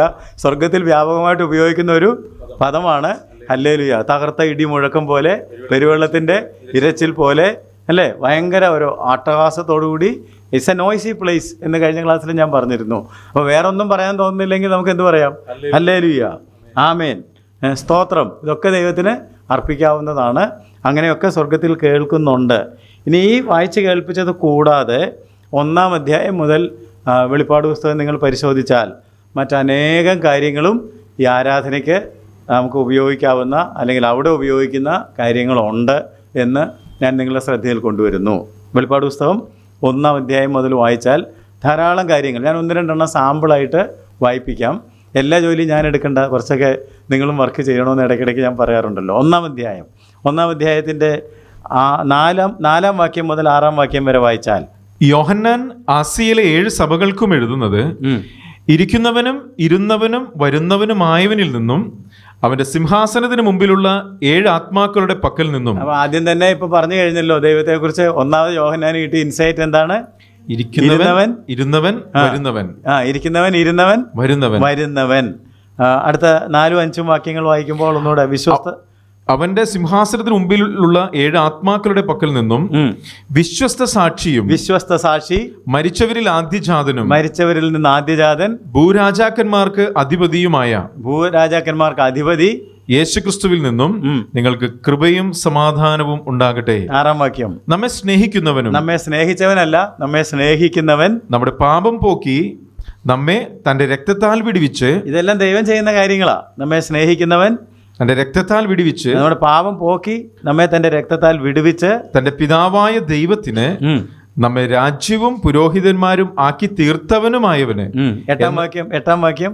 ഞാൻ ആൽഫയും ഒമേഗയുമാകുന്നു എന്ന് ഇരിക്കുന്നവനും ഇരുന്നവനും വരുന്നവനുമായി സർവശക്തിയുള്ള ദൈവമായ കർത്താവ് അരുൾ ചെയ്യുന്നു. ഇങ്ങനെ അങ്ങോട്ട് വായിക്കാൻ തുടങ്ങിയാൽ എന്തെല്ലാം കാര്യങ്ങളാണ്. ഇനി 2-3 അധ്യായം വായിക്കുകയാണെങ്കിൽ ഈ അധ്യായങ്ങളിൽ സഭകൾക്കുള്ള ദൂതാണ്. സഭകൾക്കുള്ള ദൂതിൽ കർത്താവ് തന്നെ പരിചയപ്പെടുത്തുമ്പോൾ അവൻ ആരാണെന്നുള്ളത് 7 തരത്തിലാണ് പരിചയപ്പെടുത്തുന്നത്. അതുമാത്രം നിങ്ങളൊന്ന് ശ്രദ്ധിക്കുകയാണെന്നുണ്ടെങ്കിൽ ആരാധനയ്ക്കുള്ള ഒരുപാട് കാര്യങ്ങൾ അതിനകത്ത് കിടപ്പുണ്ട്. 2-ന്റെ 1 പറഞ്ഞു 7 നക്ഷത്രം വലങ്കയിൽ പിടിച്ചുകൊണ്ട് 7 പൊന്നിലവുകൾക്കടെ നടുവിൽ നടക്കുന്നവൻ.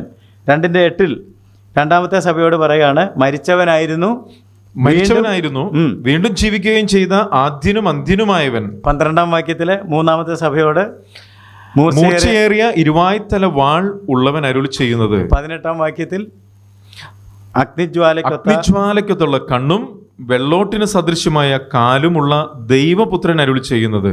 3-ന്റെ 1 ദൈവത്തിന്റെ 7 ആത്മാവും 7 നക്ഷത്രവും ഉള്ളവൻ അരുളി ചെയ്യുന്നത്. 7-ാം വാക്യം അടുത്ത സഭയോട് പറയുകയാണ് വിശുദ്ധനും സത്യവാനും ദാവീദിന്റെ താക്കോലുള്ളവനുമായി ആരും അടയ്ക്കാത്ത വണ്ണം തുറക്കുകയും ആരും തുറക്കാത്ത വണ്ണം അടയ്ക്കുകയും ചെയ്യുന്നവൻ അരുളി ചെയ്യുന്നത്. 14-ാം വാക്യം വിശ്വസ്തനും സത്യവാനുമായ സാക്ഷിയായി ദൈവസൃഷ്ടിയുടെ ആരംഭമായ ആമേൻ എന്നുള്ളവൻ അരുളി ചെയ്യുന്നത്. അപ്പൊ ഈ ആമേൻ പറഞ്ഞപ്പം വാസ്തവത്തിൽ എന്താ പറഞ്ഞത്? ദൈവത്തിന്റെ ഒരു പേര് തന്നെയാണ് ആമേൻ. ആമേൻ എന്നുള്ളവൻ അരുളി ചെയ്ത്. അപ്പോൾ നമ്മൾ ആമേൻ ഹല്ലേലൂയ എന്നൊക്കെ പറയുമ്പോൾ നമ്മൾ ദൈവത്തിൻ്റെ നാമം എന്താണെന്ന് തിരിച്ചറിഞ്ഞ്, അപ്പോൾ അത് അങ്ങനെ നിങ്ങളങ്ങ് മുമ്പോട്ട് വായിച്ചു പോവുകയാണെങ്കിൽ എവിടെല്ലാമാണ് ഈ ദൈവത്തിൻ്റെ സ്വഭാവത്തെ വെളിപ്പെടുത്തിയിരിക്കുന്നത്. അത് എൻ്റെ ഉള്ളിലേക്ക് കയറുകയാണെങ്കിൽ ആരാധനയ്ക്ക് ഞാൻ വരുമ്പോൾ എനിക്ക് പറയാൻ ഒരുപാട് കാര്യങ്ങളുണ്ട്. ഞാൻ ഇതിനു മുമ്പ് ഒരു ക്ലാസ്സിൽ കർത്താവായ യേശു ക്രിസ്തുവിൻ്റെ ദൈവത്വത്തെക്കുറിച്ച് പഠിപ്പിച്ചപ്പോൾ അവൻ്റെ നാമങ്ങളെക്കുറിച്ച് ഒരു നീണ്ട ക്ലാസ് എടുത്തിട്ടുണ്ട്. അത് യൂട്യൂബിൽ കിടപ്പുണ്ട്, നിങ്ങളുടെ നോട്ടുകളിലൊക്കെ കാണും.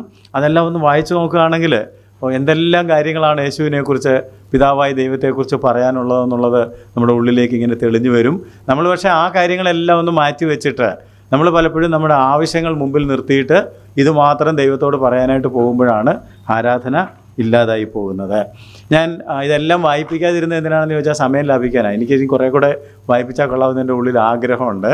ഈ വെളിപ്പാട് പുസ്തകത്തിൽ ഇനി വേറെ പുസ്തകങ്ങളിലുണ്ട്. യോഹന്നാൻ്റെ സുവിശേഷത്തിലെ, കൊലോസി ലേഖനത്തിലെ, എബ്രായ ലേഖനത്തിലെ ഒക്കെ എന്താ പറഞ്ഞേക്കുന്നത് അല്ലേ?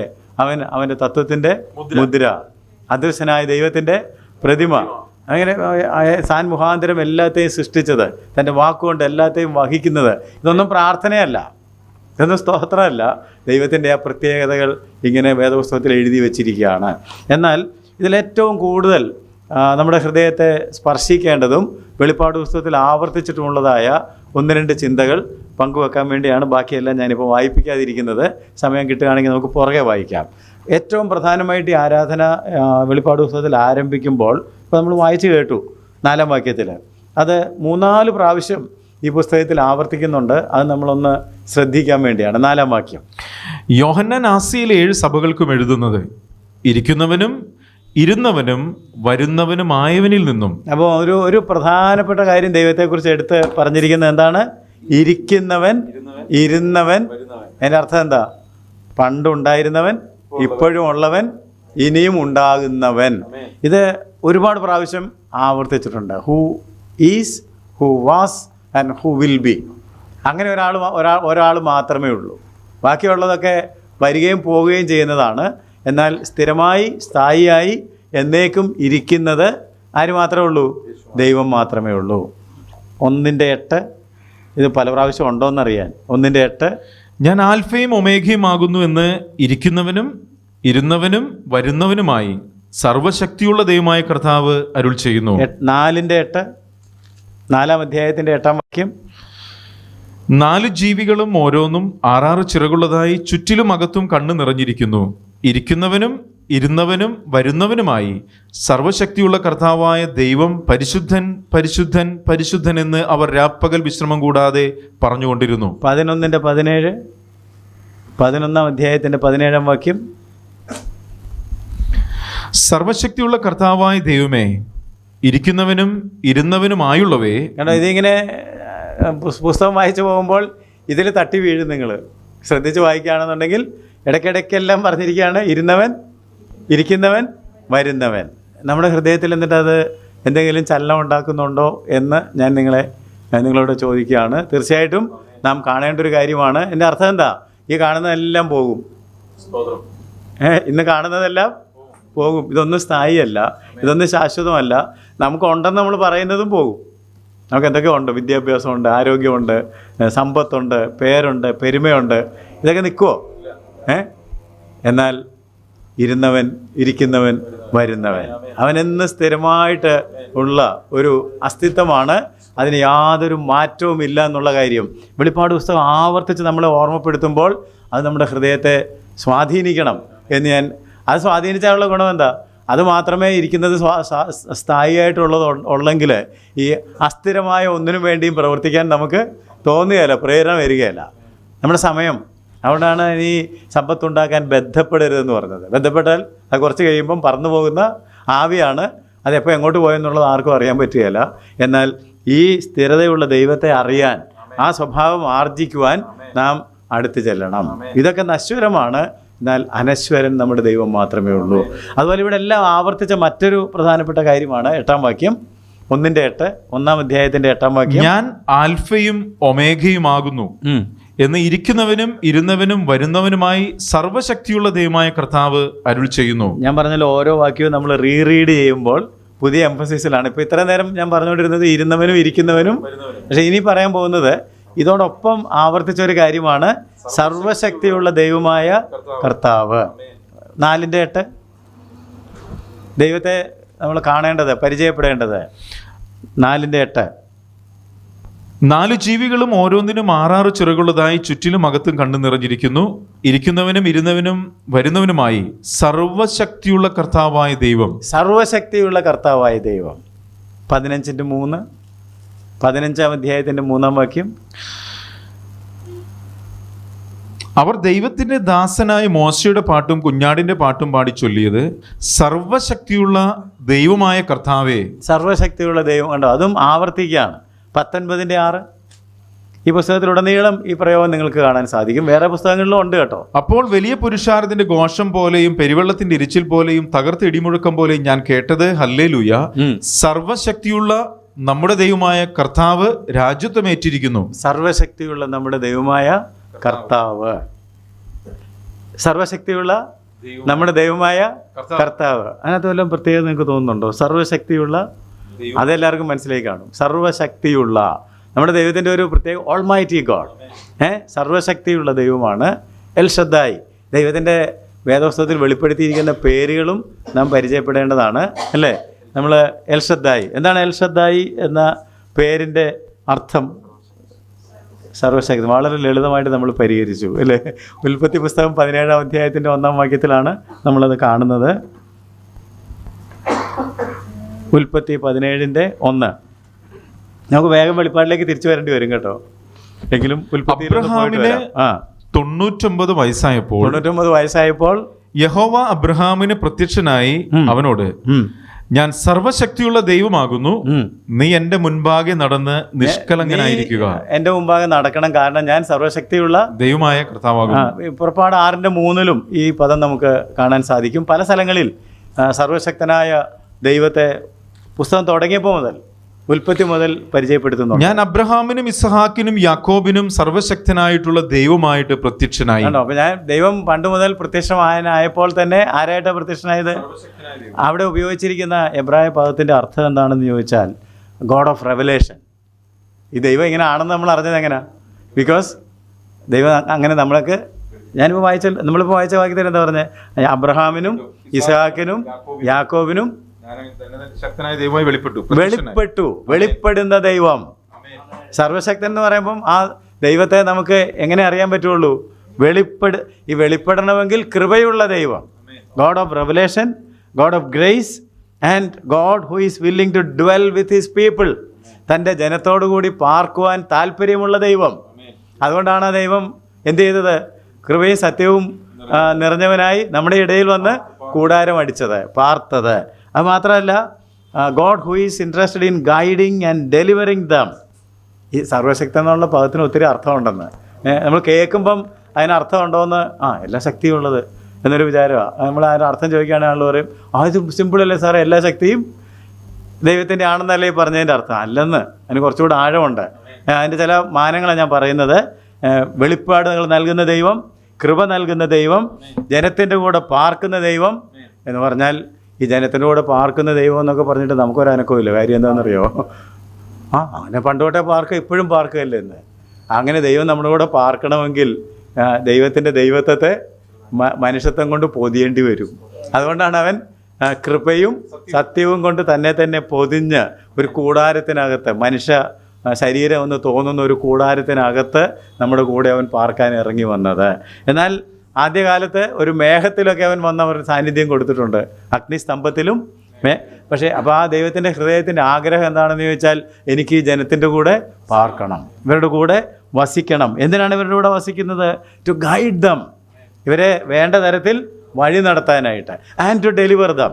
അങ്ങനെ ദൈവം നമ്മളെ ഗൈഡ് ചെയ്തുകൊണ്ട് പോകുമ്പോൾ അതിഷ്ടമില്ലാത്ത പിശാച് ഇടയ്ക്ക് ഒരുപാട് വൈതരണികൾ, പ്രതിസന്ധികൾ, അപവാദങ്ങൾ ഒക്കെ കൊണ്ടുവന്ന് വയ്ക്കും. അവിടുന്ന് നമ്മളെ ആര് വിടുവിക്കും? ദൈവം വിടുവിക്കും.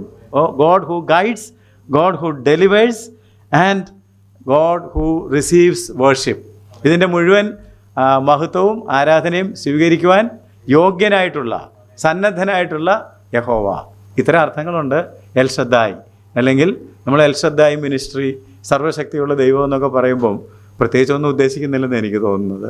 എന്നാലും നിങ്ങളത് കുറച്ചുകൂടെ ഒന്ന് ഭംഗിയായിട്ട് പരിശോധിക്കുകയാണെന്നുണ്ടെങ്കിൽ, ഞാനിപ്പോൾ കുറേ അർത്ഥങ്ങൾ പറഞ്ഞു. എന്തൊക്കെയാണ് പറഞ്ഞത്? വെളിപ്പെടുന്ന ദൈവം, God of revelation, God who gives grace, കൃപ നൽകുക. കാരണം വെളിപ്പെടണമെങ്കിൽ തന്നെ കൃപ വേണം. നോഹയ്ക്ക് ദൈവത്തിൻ്റെ കൃപ ലഭിച്ചു. അതുകൊണ്ടാണ് ദൈവത്തെക്കുറിച്ചുള്ള വെളിപ്പാടുകൾ അവന് കിട്ടിയത്. എന്നിട്ട് ഇവരുടെ കൂടെയൊക്കെ ദൈവം വന്ന് പാർത്തത് എന്തിനാണ്? അവർ തെറ്റിപ്പോകാതെ, അബദ്ധത്തിൽ ചാടാതെ അവരെ വഴി നടത്താൻ. ഞാൻ ഇന്ന് ഉപദേശിച്ച് നടക്കേണ്ടുന്ന വഴി നിനക്ക് കാണിച്ചു തരുവാൻ. ഇനി എന്നാലും പിശാച് എന്തെങ്കിലും കെണിയോ കുടുക്കോ ഉണ്ടാക്കിയാൽ അതിൻ്റെ നടുവിൽ നിന്നെ വിടുവിച്ച് നിനക്ക് പോവേണ്ട വഴിയിൽ മുന്നോട്ട് നയിക്കുവാൻ ഡെലിവറൻസ് നൽകുന്ന ദൈവം എന്നാണ് ആ പദത്തിൻ്റെ അർത്ഥം. And he is the only one who can receive worship. ഇതിൻ്റെ മുഴുവൻ ഗമയും ഉത്തരവാദിത്വവും പ്രശംസിക്കുന്നവൻ കർത്താവിൽ പ്രശംസിക്കട്ടെ. ഇതെല്ലാം അവൻ്റെ ഡൂയിങ് ആണ്. നമ്മൾ വിളിച്ചിട്ടാണോ അവൻ വന്നത്? നമ്മൾ വിളിച്ചിട്ടാണോ അവൻ ഗൈഡ് ചെയ്തത്? നമ്മൾ വിളിച്ചിട്ടാണോ കൃപ തന്നത്? നമ്മൾ വിളിച്ചിട്ടാണോ അബ്രഹാമിന് വെളിപ്പാട് കൊടുത്തത്? Please think. മോശ വിളിച്ചിട്ടാണോ മോശയ്ക്ക് വെളിപ്പാട് കൊടുത്തത്? ഒരിക്കലും അല്ല. അങ്ങനെ ദൈവത്തിന് തോന്നി. ഇസ്രായേൽ മക്കൾ പ്ലാൻ ഇട്ടിട്ടാണോ ദൈവം? അല്ല, എനിക്ക് നിങ്ങളോട് കരുണ തോന്നി, ഇഷ്ടം തോന്നി എന്ന് മാത്രമേ ഉള്ളൂ. കരുണയുള്ള ദൈവം, വെളിപ്പെടുന്ന ദൈവം, നമ്മുടെ കൂടെ പാർക്കുന്ന ദൈവം, നമ്മെ ഗൈഡ് ചെയ്യുന്ന ദൈവം, നമ്മളെ വിടുവിക്കുന്ന ദൈവം, ആരാധന സ്വീകരിക്കുന്ന ദൈവം. ഇങ്ങനെ സർവ്വശക്തിയുള്ള ദൈവം എന്ന് പറയുമ്പോൾ അതിന് ഒരുപാട് അർത്ഥമുണ്ട്. എന്ന് മാത്രമല്ല, അവിടെ നമ്മൾ വായിച്ച മലയാളം നിങ്ങൾ ഒന്നുകൂടെ ശ്രദ്ധിച്ചാൽ 1-ാം അധ്യായത്തിൻ്റെ 8-ാം വാക്യം വായിച്ചാൽ, സർവശക്തിയുള്ള ദൈവമായ കർത്താവ് അരുളി ചെയ്യുന്നു. ദൈവമായ കർത്താവ്. എന്താ അങ്ങനെ പറഞ്ഞത്? ദൈവമായ കർത്താവ്. ഈ വായിച്ച എല്ലാ സ്ഥലത്തും ഉണ്ടായിരുന്നു ദൈവമായ കർത്താവ്. നിങ്ങൾ ഇംഗ്ലീഷിൽ വായിക്കുകയാണെങ്കിൽ Lord God almighty, Lord God omnipotent എന്നാണ് നമ്മൾ കാണുന്നത്. ഇതിനൊക്കെ വല്ല അർത്ഥമുണ്ടോ? Lord God almighty, Lord God omnipotent എന്ന് പറഞ്ഞാൽ ഏക സത്യദൈവം മാത്രമേ ഉള്ളൂ. അവനെ നിങ്ങൾ അറിയുന്നത് ഒരു കർത്താവ് വഴിയാണ്. ലോർഡ് ഫസ്റ്റ്, ഗോഡ് ദെൻ, അല്ലേ? ലോർഡ് ഗോഡ്, ആ ലോർഡ് വഴി. ലോർഡ് ആരാ? കർത്താവായ യേശു ക്രിസ്തു. ഗോഡ് ആരാണ്? പിതാവായ സർവശക്തനായ ദൈവം. അവനെ അനുഭവിച്ചപ്പോഴാണ്, ലോർഡ് വഴി ഗോഡിനെ അറിഞ്ഞപ്പോഴാണ് മനസ്സിലായത് ഈ ഗോഡ് ഓൾമൈറ്റി ആണെന്ന്. Lord God almighty. ഞാൻ ചില വാക്യങ്ങൾ ഇതിനോടുള്ള ബന്ധത്തിൽ വായിപ്പിക്കട്ടെ. 1 കൊരിന്ത്യ ലേഖനം 8-ാം അധ്യായത്തിൻ്റെ 4 മുതൽ 6 വരെയുള്ള വാക്യങ്ങൾ. വിഗ്രഹാർപ്പിതത്തെക്കുറിച്ചാണ് അവിടെ പറയുന്നത്. വിഗ്രഹാർപ്പിതം എന്ന് പറഞ്ഞാൽ പല ദേവന്മാരും ദൈവങ്ങളും ഒക്കെ ഉണ്ടെന്ന് വിചാരിച്ച് വിഗ്രഹങ്ങളുടെ മുമ്പിൽ കൊണ്ടുപോയി മാംസവും മറ്റ് ഒബ്ലേഷൻസ് പല സാധനങ്ങളൊക്കെ കൊണ്ടുവെക്കും. എന്നിട്ട് അത് കഴിക്കും. എന്നിട്ട് മനസാക്ഷിക്ക് കുഴപ്പമുണ്ടാകും. ചിലർ കഴിക്കുകയില്ല. അത് കൊരിന്ത്യൻ സഭയിലൊരു വലിയ പ്രോബ്ലം ആയപ്പോൾ നമ്മുടെ ദൈവത്തെക്കുറിച്ച് ചില വെളിപ്പാടുകൾ അപ്പോസ്തലനായ പൗലോസ് ആത്മാവിൽ നമുക്ക് നൽകുന്നതാണ് പശ്ചാത്തലം. 1 കൊരിന്ത്യ ലേഖനം 8-ാം അധ്യായത്തിൻ്റെ 4 മുതൽ 6 വരെയുള്ള വാക്യങ്ങൾ. വിഗ്രഹാർപ്പിതങ്ങളെ തിന്നുന്നതിനെ കുറിച്ചോ? ഇപ്പം അതിനെക്കുറിച്ച് നിങ്ങൾ ഓർക്കണ്ട, കോണ്ടെക്സ്റ്റ് മനസ്സിലാകാൻ വേണ്ടിയാണ്. വിഗ്രഹാർപ്പിതങ്ങളെ തിന്നുന്നതിനെ കുറിച്ച്, ലോകത്തിൽ വിഗ്രഹം ഏതുമില്ല എന്നും. അപ്പം എന്ത് മനസ്സിലായി? നമ്മൾ ഈ ദൈവങ്ങൾ എന്ന് പറയുന്നതൊന്നും ഏതുമില്ല. കണ്ടോ? വിഗ്രഹങ്ങൾ ഏതുമില്ല എന്നും ഏക ദൈവമല്ലാതെ ദൈവമില്ല എന്നും നാം അറിയുന്നുണ്ടോ? ഏക ദൈവമല്ലാതെ there is only one God. ദൈവം എന്ന് ഒരുപാട് പേര് അവകാശപ്പെടുന്നുണ്ട്. ആൾ ദൈവങ്ങളുണ്ട്, ദൈവം എന്ന് പേരുള്ള സാധനങ്ങളുണ്ട്. But the Bible tells you that there is only one God. ഏക ദൈവമല്ലാതെ ദൈവമില്ല എന്നും നാം അറിയുന്നു. പല ദേവന്മാരും. ഞാൻ ആദ്യം പറഞ്ഞൊരു കാര്യം ഇപ്പം ശരിയായി വരുന്നുണ്ടെന്ന് എനിക്ക് തോന്നുന്നു. അറിവില്ലാത്തതുകൊണ്ടാണ് ആരാധന ഇല്ലാത്തതെന്ന് പറഞ്ഞ ഓർമ്മയുണ്ടോ? ദൈവം ആരാണെന്ന് തിരിച്ചറിയുമ്പോഴാണ് നമുക്ക് അങ്ങനെ ഈ ദൈവത്തെ പരിചയപ്പെടാൻ ഇടയായല്ലോ. അപ്പോൾ നമുക്ക് അവനെ ആരാധിക്കാതിരിക്കാൻ പറ്റുകയില്ല.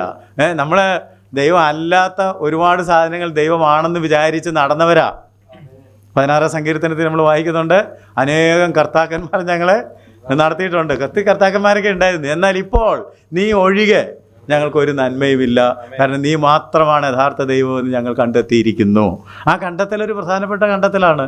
അതുകൊണ്ടാണ് പറഞ്ഞത് ഏക ദൈവമല്ലാതെ ദൈവമില്ല എന്നും പല ദേവന്മാരും പല കർത്താക്കളും ഉണ്ട് എന്നും നാം പറയുന്നുവല്ലോ. എന്നാൽ ആകാശത്തിലോ ഭൂമിയിലോ ദേവന്മാരെന്ന് പേരുള്ളവർ ഉണ്ടെന്ന് വരികിലും, അങ്ങനെയൊക്കെ പലതും ഉണ്ടായിരിക്കാം കേട്ടോ, ഉണ്ടെന്ന് വരികിലും പിതാവായ ഏക ദൈവമേ നമുക്കുള്ളൂ. പിതാവായ ഏക ദൈവമേ നമുക്കുള്ളൂ. വീണ്ടും വായിക്കാം. അവൻ സകലത്തിനും കാരണഭൂതനും നാം അവനായി ജീവിക്കേണ്ടതും ആകുന്നു. യേശുക്രിസ്തു എന്ന ഏക കർത്താവും നമുക്കുണ്ട്. ലോർഡ് ഗോഡ് യേശുക്രിസ്തു എന്ന ഏക കർത്താവ് നമുക്ക് ഉണ്ട്. കാരണം ഈ ഏക കർത്താവ് ഇല്ലായിരുന്നെങ്കിൽ ഈ സർവശക്തനായ ദൈവത്തെ നാം അറിയും. അതാണ് യേശു ഈ ലോകത്തിലായിരുന്നപ്പോൾ പറഞ്ഞത്, ഞാൻ മുഖാന്തരമല്ലാതെ ആരും പിതാവിൻ്റെ അടുക്കൽ എത്തുന്നില്ല. ഐ ആം ദ വേ, ഞാൻ മാത്രമാണ് വഴി. കാരണം ഈ ലോഡില്ലായിരുന്നെങ്കിൽ ഈ ഗോഡിനെ നമ്മൾ അറിയില്ലായിരുന്നു. ഞാൻ ഇംഗ്ലീഷ് പദം ഉപയോഗിക്കുന്നത് അത് കൃത്യമായിട്ട് നിങ്ങൾക്ക് പിടികിട്ടാൻ വേണ്ടിയാണ്. ഈ കർത്താവില്ലായിരുന്നെങ്കിൽ ഈ ദൈവത്തെ എനിക്ക് മനസ്സിലാക്കിയപ്പോഴാണ് മനസ്സിലാകുന്നത് ഹീസ് ഗോഡ് ഓംനിപോട്ടൻറ്റ് ഓൾമൈറ്റി, അവൻ സർവശക്തനായ ദൈവം ആണ് എന്നുള്ള കാര്യം. അതുകൊണ്ട് ഇത് തന്നെ ഞാൻ തുടക്കത്തിൽ പറഞ്ഞിരുന്നു. യേശു കർത്താവ് പറഞ്ഞു, ഏകസത്യ ദൈവമായ നിന്നെയും നീ അയച്ച യേശു ക്രിസ്തുവിനെയും അറിയുന്നത് തന്നെ നിത്യജീവൻ. ഇതൊരു വളരെ പ്രധാനപ്പെട്ട കാര്യമാണ് ക്രൈസ്തവ വിശ്വാസത്തിൽ എന്ന് നാം അറിഞ്ഞിരിക്കേണ്ടതാണ്. നമുക്കൊരു പിതാവേ ഉള്ളൂ, നമുക്കൊരു ദൈവമേ ഉള്ളൂ, എന്നാൽ നമുക്കൊരു കർത്താവുമുണ്ട്. ഇതെല്ലാം നമുക്ക് ബോധ്യപ്പെടുത്തി തരുന്ന ഒരു പരിശുദ്ധാത്മാവുമുണ്ട്. ഈ ആത്മാവാണ് ഈ കാര്യങ്ങൾ നമുക്ക് വെളിപ്പെടുത്തി തരുന്നത്. പുത്രൻ വഴിയാണ് ഈ ആരാധന പിതാവിൻ്റെ അടുത്തിലേക്ക് ചെല്ലുന്നത്.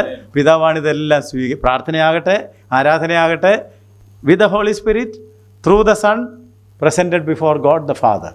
ഇങ്ങനെയാണ് അത് പോകേണ്ടതെന്നുള്ള കാര്യം നാം ഒരിക്കലും മറന്നു പോകരുത്. ഞാൻ ചില വാക്യങ്ങളും കൂടി ഇതിനോടുള്ള ബന്ധത്തിൽ നിങ്ങളുടെ ശ്രദ്ധയിൽ, ഇത് ഏറ്റവും പ്രധാനപ്പെട്ട കാര്യം ആയതുകൊണ്ടാണ്.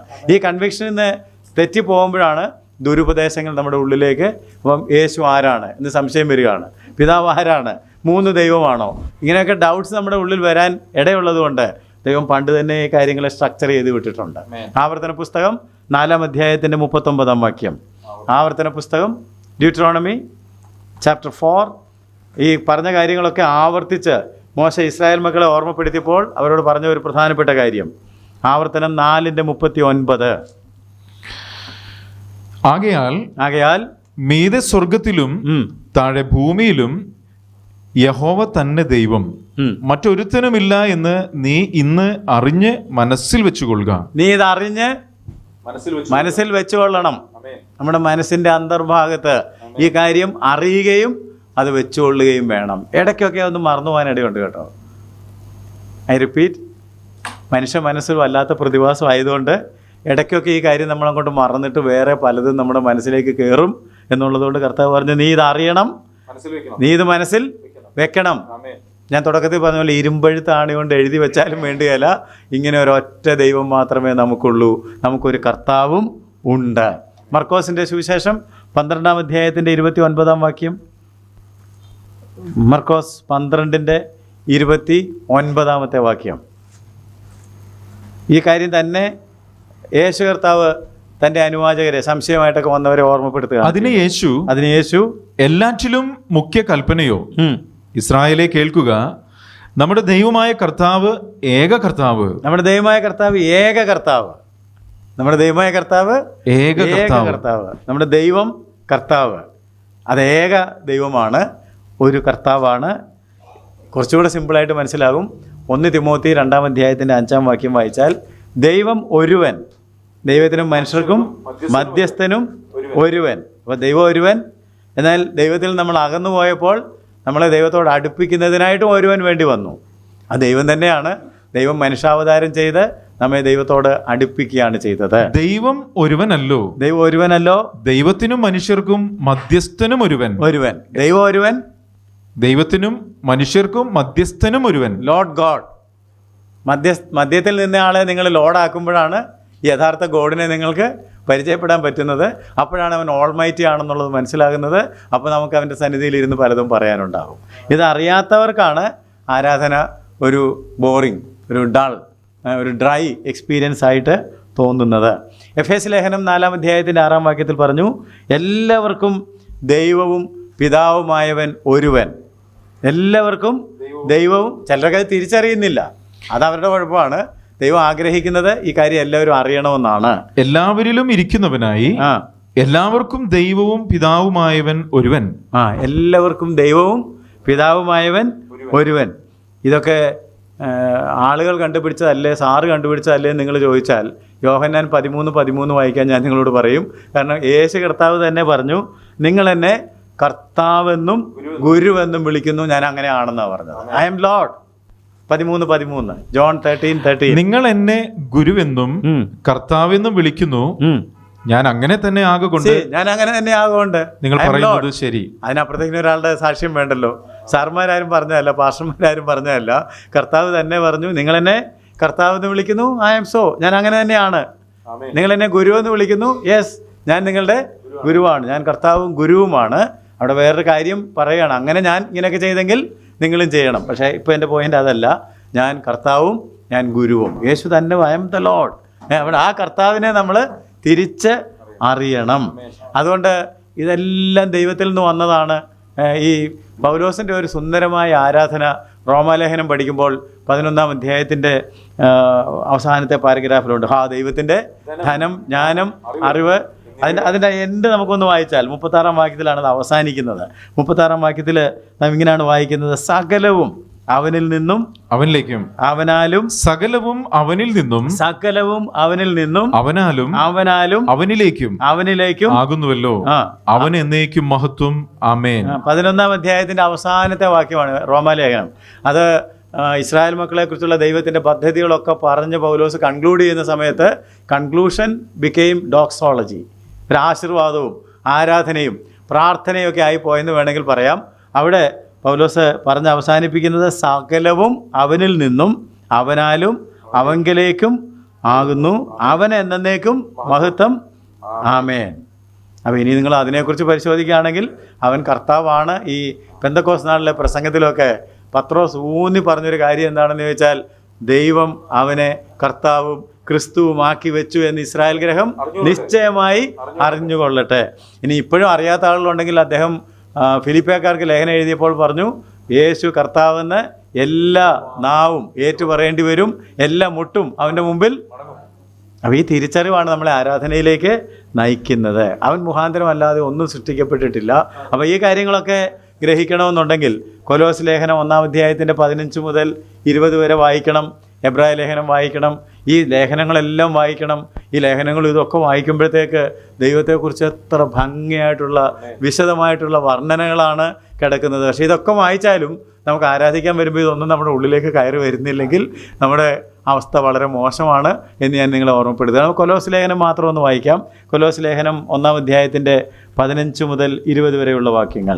എബ്രായ ലേഖനം 1-3 വായിക്കണം. അവൻ അദൃശ്യനായ ദൈവത്തിന്റെ പ്രതിമയും, കണ്ടോ പറയുന്നത്, അവൻ അദൃശ്യനായ ദൈവത്തിന്റെ പ്രതിമ, സർവ്വസൃഷ്ടിക്കും ആദ്യജാതനുമാകുന്നു. പരിചയമുള്ള വാക്യങ്ങളായിരിക്കും എങ്കിൽ ഈ കോണ്ടെക്സ്റ്റിൽ ഇത് വായിക്കാതിരിക്കാൻ പറ്റുകയില്ല. അവൻ സർവ്വസൃഷ്ടിക്കും ആദ്യജാതൻ, സ്വർഗത്തിലുള്ളതും ഭൂമിയിലുള്ളതും ദൃശ്യമായതും അദൃശ്യമായതും, സിംഹാസനങ്ങളാകട്ടെ, കർത്തൃത്വങ്ങളാകട്ടെ, വാഴ്ചകളാകട്ടെ, അധികാരങ്ങളാകട്ടെ, സകലവും അവൻ മുഖാന്തരം സൃഷ്ടിക്കപ്പെട്ടു. സകലവും അവൻ മുഖാന്തരം സൃഷ്ടിക്കപ്പെട്ടു. അവൻ മുഖാന്തരവും അവനായിട്ടും സകലവും സൃഷ്ടിക്കപ്പെട്ടിരിക്കുന്നു.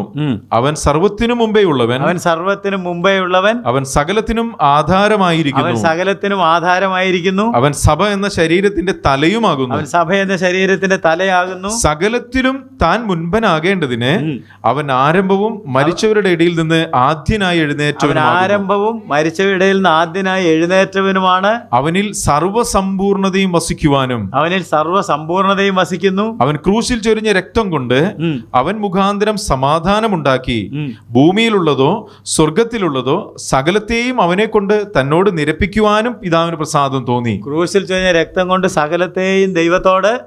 ഇതൊക്കെ ആരാധിക്കാനുള്ള പ്രധാനപ്പെട്ട കാരണങ്ങളാണ്. എബ്രായ ലേഖനം 1-ാം അധ്യായത്തിന്റെ 2-3 വാക്യങ്ങൾ വായിച്ചാൽ അപ്പൊ ഇങ്ങനത്തെ വാക്യങ്ങളൊക്കെ ഈ അന്ത്യകാലത്ത് പുത്രൻ മുഖാന്തരം നമ്മോട് അരുളി ചെയ്തിരിക്കുന്നു.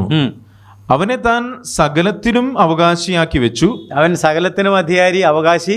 അവൻ മുഖാന്തരം ലോകത്തെയും ഉണ്ടാക്കി. അവൻ മുഖാന്തരം ലോകത്തെ ഉണ്ടാക്കി. അവൻ അവന്റെ തേജസ്സിന്റെ പ്രഭയും. അവൻ തേജസ്സിന്റെ പ്രഭ. ദൈവത്തെ കാണാൻ ഒക്കുകയല്ല, ദൈവത്തിന്റെ തേജസ്സിന്റെ വെളിച്ചം നമുക്ക് കാണാം.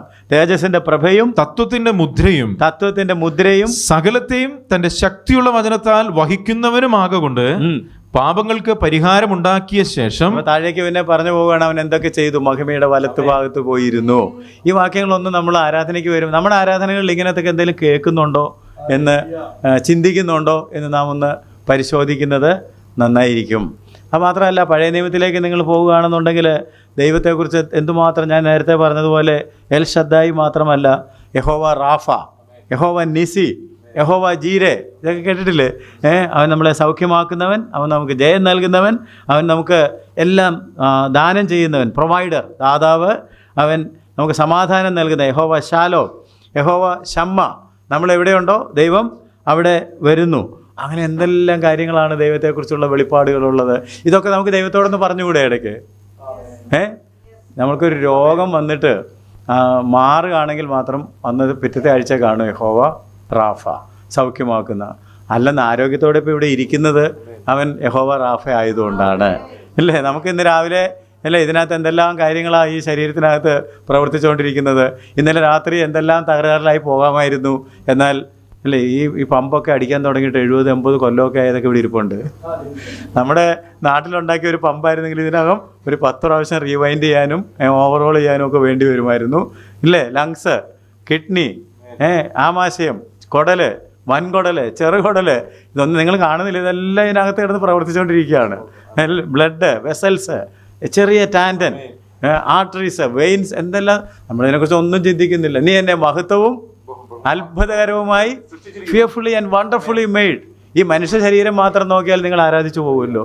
അതുകൊണ്ടാണ് സൃഷ്ടിതാവായ ദൈവത്തെ ഇത് പോരെന്ന് വെച്ചിട്ടാണ് അവൻ നമ്മളെ വീണ്ടെടുത്ത് ദൈവരാജ്യത്തിൽ ദൈവത്തിൻ്റെ നീ അറുക്കപ്പെട്ടു, നിൻ്റെ രക്തം കൊണ്ട് ഞങ്ങളെ വിലയ്ക്ക് വാങ്ങി. നമ്മെ വീണ്ടെടുത്തിരിക്കുന്നത് പൊന്നെ വെള്ളി മുതലായ അഴിഞ്ഞു പോകുന്ന വസ്തുക്കളെ കൊണ്ടല്ല, ആ ക്രിസ്തുവിൻ്റെ നിർദോഷവും നിഷ്കളങ്കവുമായ കുഞ്ഞാടിൻ്റെ വിലയേറിയ രക്തം കൊണ്ടാണെങ്കിൽ നമുക്ക് എങ്ങനെ ഒരു ആരാധന അവൻ്റെ സന്നിധിയിൽ അർപ്പിക്കാതിരിക്കാനായിട്ട് സാധിക്കും? നമ്മുടെ ആവശ്യങ്ങളൊക്കെ ഒന്ന് മാറിയിരിക്കട്ടെ. എനിക്ക് ഇവനുമായിട്ടൊരു ബന്ധത്തിലേക്ക് വരണമെന്ന് വിചാരിച്ച് അവൻ്റെ അടുക്കലിരിക്കുമ്പോൾ അവൻ നമ്മുടെ എല്ലാ ആവശ്യങ്ങൾക്കും മതിയായവനാണ്. അതുകൊണ്ട് ഈ ഒരു അളവിലേക്ക്, ഈ ഒരു കാഴ്ചപ്പാടിലേക്ക് നാം വരുന്നതിനെയാണ് ആരാധന എന്ന് പറയുന്നത്. I M full of him. ഞാൻ അവനെ കൊണ്ട് നിറഞ്ഞിരിക്കുന്നു. എനിക്ക് അവനെക്കുറിച്ച് ഒരുപാട് കാര്യങ്ങൾ പറയാനുണ്ട്. അവനൊപ്പം പറയാൻ ഒരാളും ഈ ലോകത്തിലില്ല. അവനോട് സദൃശനായവൻ ഇല്ല. ഈ ഒരു കാര്യം നമ്മൾ കാണുമ്പോഴാണ് ആരാധനയായിട്ട് മാറുന്നത്. കുറച്ച് അന്യഭാഷ പറഞ്ഞതുകൊണ്ടോ, കുറച്ച് കൈയടിച്ചത് കൊണ്ടോ, വെറുതെ കുറച്ച് ഒച്ച ഉണ്ടാക്കിയത് കൊണ്ടോ പലപ്പോഴും ആരാധന ഉണ്ടാകുന്നില്ല. അവിടെയൊക്കെ അവസാനം കേൾക്കുന്ന കാര്യങ്ങൾ കേട്ടാൽ ഞാൻ കഴിഞ്ഞ ആഴ്ച പറഞ്ഞതുപോലെ കുറച്ച് പ്രാർത്ഥനകളിലാണ് എല്ലാം വന്ന് അവസാനിക്കുന്നത്. എന്നാൽ പ്രാർത്ഥനകളല്ല, ഈ പറഞ്ഞ പാട്ടുകളിൽ, ഈ പറഞ്ഞ പറച്ചിലുകളിൽ, ഈ പറഞ്ഞ നമസ്കാരങ്ങളിൽ ഒന്നും അപേക്ഷകൾ ഉണ്ടായിരുന്നില്ല. അവർക്ക് ദൈവത്തെക്കുറിച്ച് ഒരുപാട് കാര്യങ്ങൾ പറയാനുണ്ടായിരുന്നു. കാരണം അവർ ദൈവത്തെ അളവിലൊക്കെ അനുഭവിച്ചിട്ടുണ്ട്. നമുക്കവനെ അനുഭവിക്കാം. യഹോവ നല്ലവനെന്ന് രുചിച്ചറിവേ അവനെ. അപ്പോൾ അന്നേരം എനിക്ക് അവൻ എൻ്റെ കോട്ട, എൻ്റെ പാറ, എൻ്റെ ശരണശൈലം, എൻ്റെ സങ്കേതം പറഞ്ഞിട്ടും ദാവീദിനൊന്നും അങ്ങോട്ട് തീരുന്നില്ല. മഹത്വം, ബലം, സ്തോത്രം, ജ്ഞാനം എല്ലാം സ്വീകരിപ്പാൻ നീ യോഗ്യൻ. ഇങ്ങനെ ഒരു ദൈവത്തെ ഈ അളവിൽ കണ്ട് ആരാധിക്കുവാൻ തക്കവണ്ണം നിങ്ങളുടെ ഹൃദയങ്ങൾ പരിശുദ്ധാത്മാവിനാൽ പ്രചോദിക്കപ്പെടട്ടെ. അതുകൊണ്ട് പ്രാർത്ഥന അല്ല ആരാധന, മധ്യസ്ഥത അല്ല ആരാധന, പക്ഷപാതമല്ല ആരാധന. ആരാധന എന്ന് പറയുന്നത് നാം ദൈവസന്നിധിയിൽ അവൻ്റെ ആ സൗന്ദര്യം അനുഭവിച്ചുകൊണ്ട് അവൻ്റെ മുമ്പിൽ, ഞാൻ കഴിഞ്ഞ ആഴ്ച പറഞ്ഞ പോലെ ഒരു കൊച്ച് പിതാവിൻ്റെ മടിയിൽ കയറിയിരിക്കുന്നത് ഒന്നും കിട്ടാനല്ല, ഡെലിവറൻസ് കിട്ടാൻ വേണ്ടിയാണോ? ഒന്നിനുമല്ല. He enjoys that. എനിക്ക് ആ ദൈവത്തിന് ഞാനൊരു കാര്യം യഹോവയോട് അപേക്ഷിച്ചു, അത് തന്നെ ഞാൻ ആഗ്രഹിക്കുന്നു. അത് കിട്ടുന്നത് വരെ ഞാൻ എൻ്റെ ശയ്യമേൽ കയറി കിടക്കുകയില്ല, ഞാൻ എൻ്റെ കൂടാര വീട്ടിൽ കടക്കുകയില്ല. എന്താണത്? യഹോവയുടെ മനോഹരത്വം കാണുവാൻ. അതാണ് മോശ പറഞ്ഞത്, അതാണ് പൗലോസ് പറഞ്ഞത്, അതാണ് ദൈവത്തെ അറിഞ്ഞവരൊക്കെ നീ ഇത്ര മനോഹരനാണെന്ന് അറിഞ്ഞില്ല, എനിക്ക് ഇപ്പോഴാണ് മനസ്സിലായത്, എനിക്ക് നിന്നെ ഇനിയും അറിയണം. നമുക്കങ്ങനെ നമ്മളെ തന്നെ കർത്താവിൻ്റെ കരങ്ങളിലേക്ക് ഒന്ന് ഏൽപ്പിക്കാം. കർത്താവേ, സ്വർഗ്ഗസ്ഥ പിതാവേ, നിൻ്റെ ആ ഔന്നത്യത്തിനായിട്ട് നീ പരിശുദ്ധൻ, അവനൊപ്പം പറയാൻ ഒരാളുമില്ല. കർത്താവിൻ്റെ സന്നിധിയിൽ ദൂതന്മാരും മൂപ്പന്മാരും കർത്താവ് ജീവികളും ചരാചരങ്ങളും ഒക്കെ വണങ്ങിക്കൊണ്ടിരിക്കുമ്പോൾ ഞങ്ങൾ നിന്നെ കർത്താവ് തിരിച്ചറിയാതെ പോയ ഞങ്ങളുടെ കുറവുകളെ ക്ഷമിക്കണമേ. ഞങ്ങളിപ്പോൾ അത് ഗ്രഹിക്കുന്നു. ഞങ്ങൾക്കൊരു കർത്താവുണ്ട്, ഞങ്ങൾക്കൊരു ഏക പിതാവ്, ഒരു ദൈവമുണ്ട്. അവൻ സർവശക്തനാണ്. അവനെ കൊണ്ട് കഴിയാത്ത ഒരു കാര്യവുമില്ല. അവൻ ഇരുന്നവനും ഇരിക്കുന്നവനും വരുന്നവനുമാണ്. അവൻ സ്തോത്രവും ബലവും ബഹുമാനവും ശക്തിയും ജ്ഞാനവും എല്ലാം സ്വീകരിപ്പാൻ യോഗ്യനാണ്. ആ സന്നിധിയിൽ കർത്താവെ ഞങ്ങൾ നമിക്കുന്നു. ഇങ്ങനെ ഞങ്ങൾക്ക് കർത്താവ് ഇതിനെ അറിയുവാൻ തക്കവണ്ണം ഇടയായത് നീ അറുക്കപ്പെട്ടതുകൊണ്ടാണ്, നിൻ്റെ രക്തം കൊണ്ട് ഞങ്ങളെ വിലയ്ക്ക് വാങ്ങിയത് കൊണ്ടാണ്, ഞങ്ങളെ കർത്താവെ രാജാക്കന്മാരും പുരോഹിതന്മാരും ആക്കിയത് കൊണ്ടാണ്. അതുകൊണ്ട് നീ യോഗ്യൻ, നീ മാത്രമാണ് ഇതിനൊക്കെ യോഗ്യനെ ഞങ്ങൾ തിരിച്ചറിഞ്ഞ് ഞങ്ങൾ തിരുസന്നിധിയിലേക്ക് ഞങ്ങൾ തന്നെ അർപ്പിക്കുന്നു. കർത്താവ് എല്ലാ കിരീടങ്ങളെയും അവിടുത്തെ സന്നിധിയിൽ ഇടുകയാണ്. അവിടുത്തെ നാമത്തെ, അവിടുത്തെ പുത്രനെ പിന്നെയും മഹത്വപ്പെടുത്തണമെന്ന് അപേക്ഷിക്കുന്നു. യേശുവിൻ്റെ നാമത്തിൽ തന്നെ, ആമേൻ.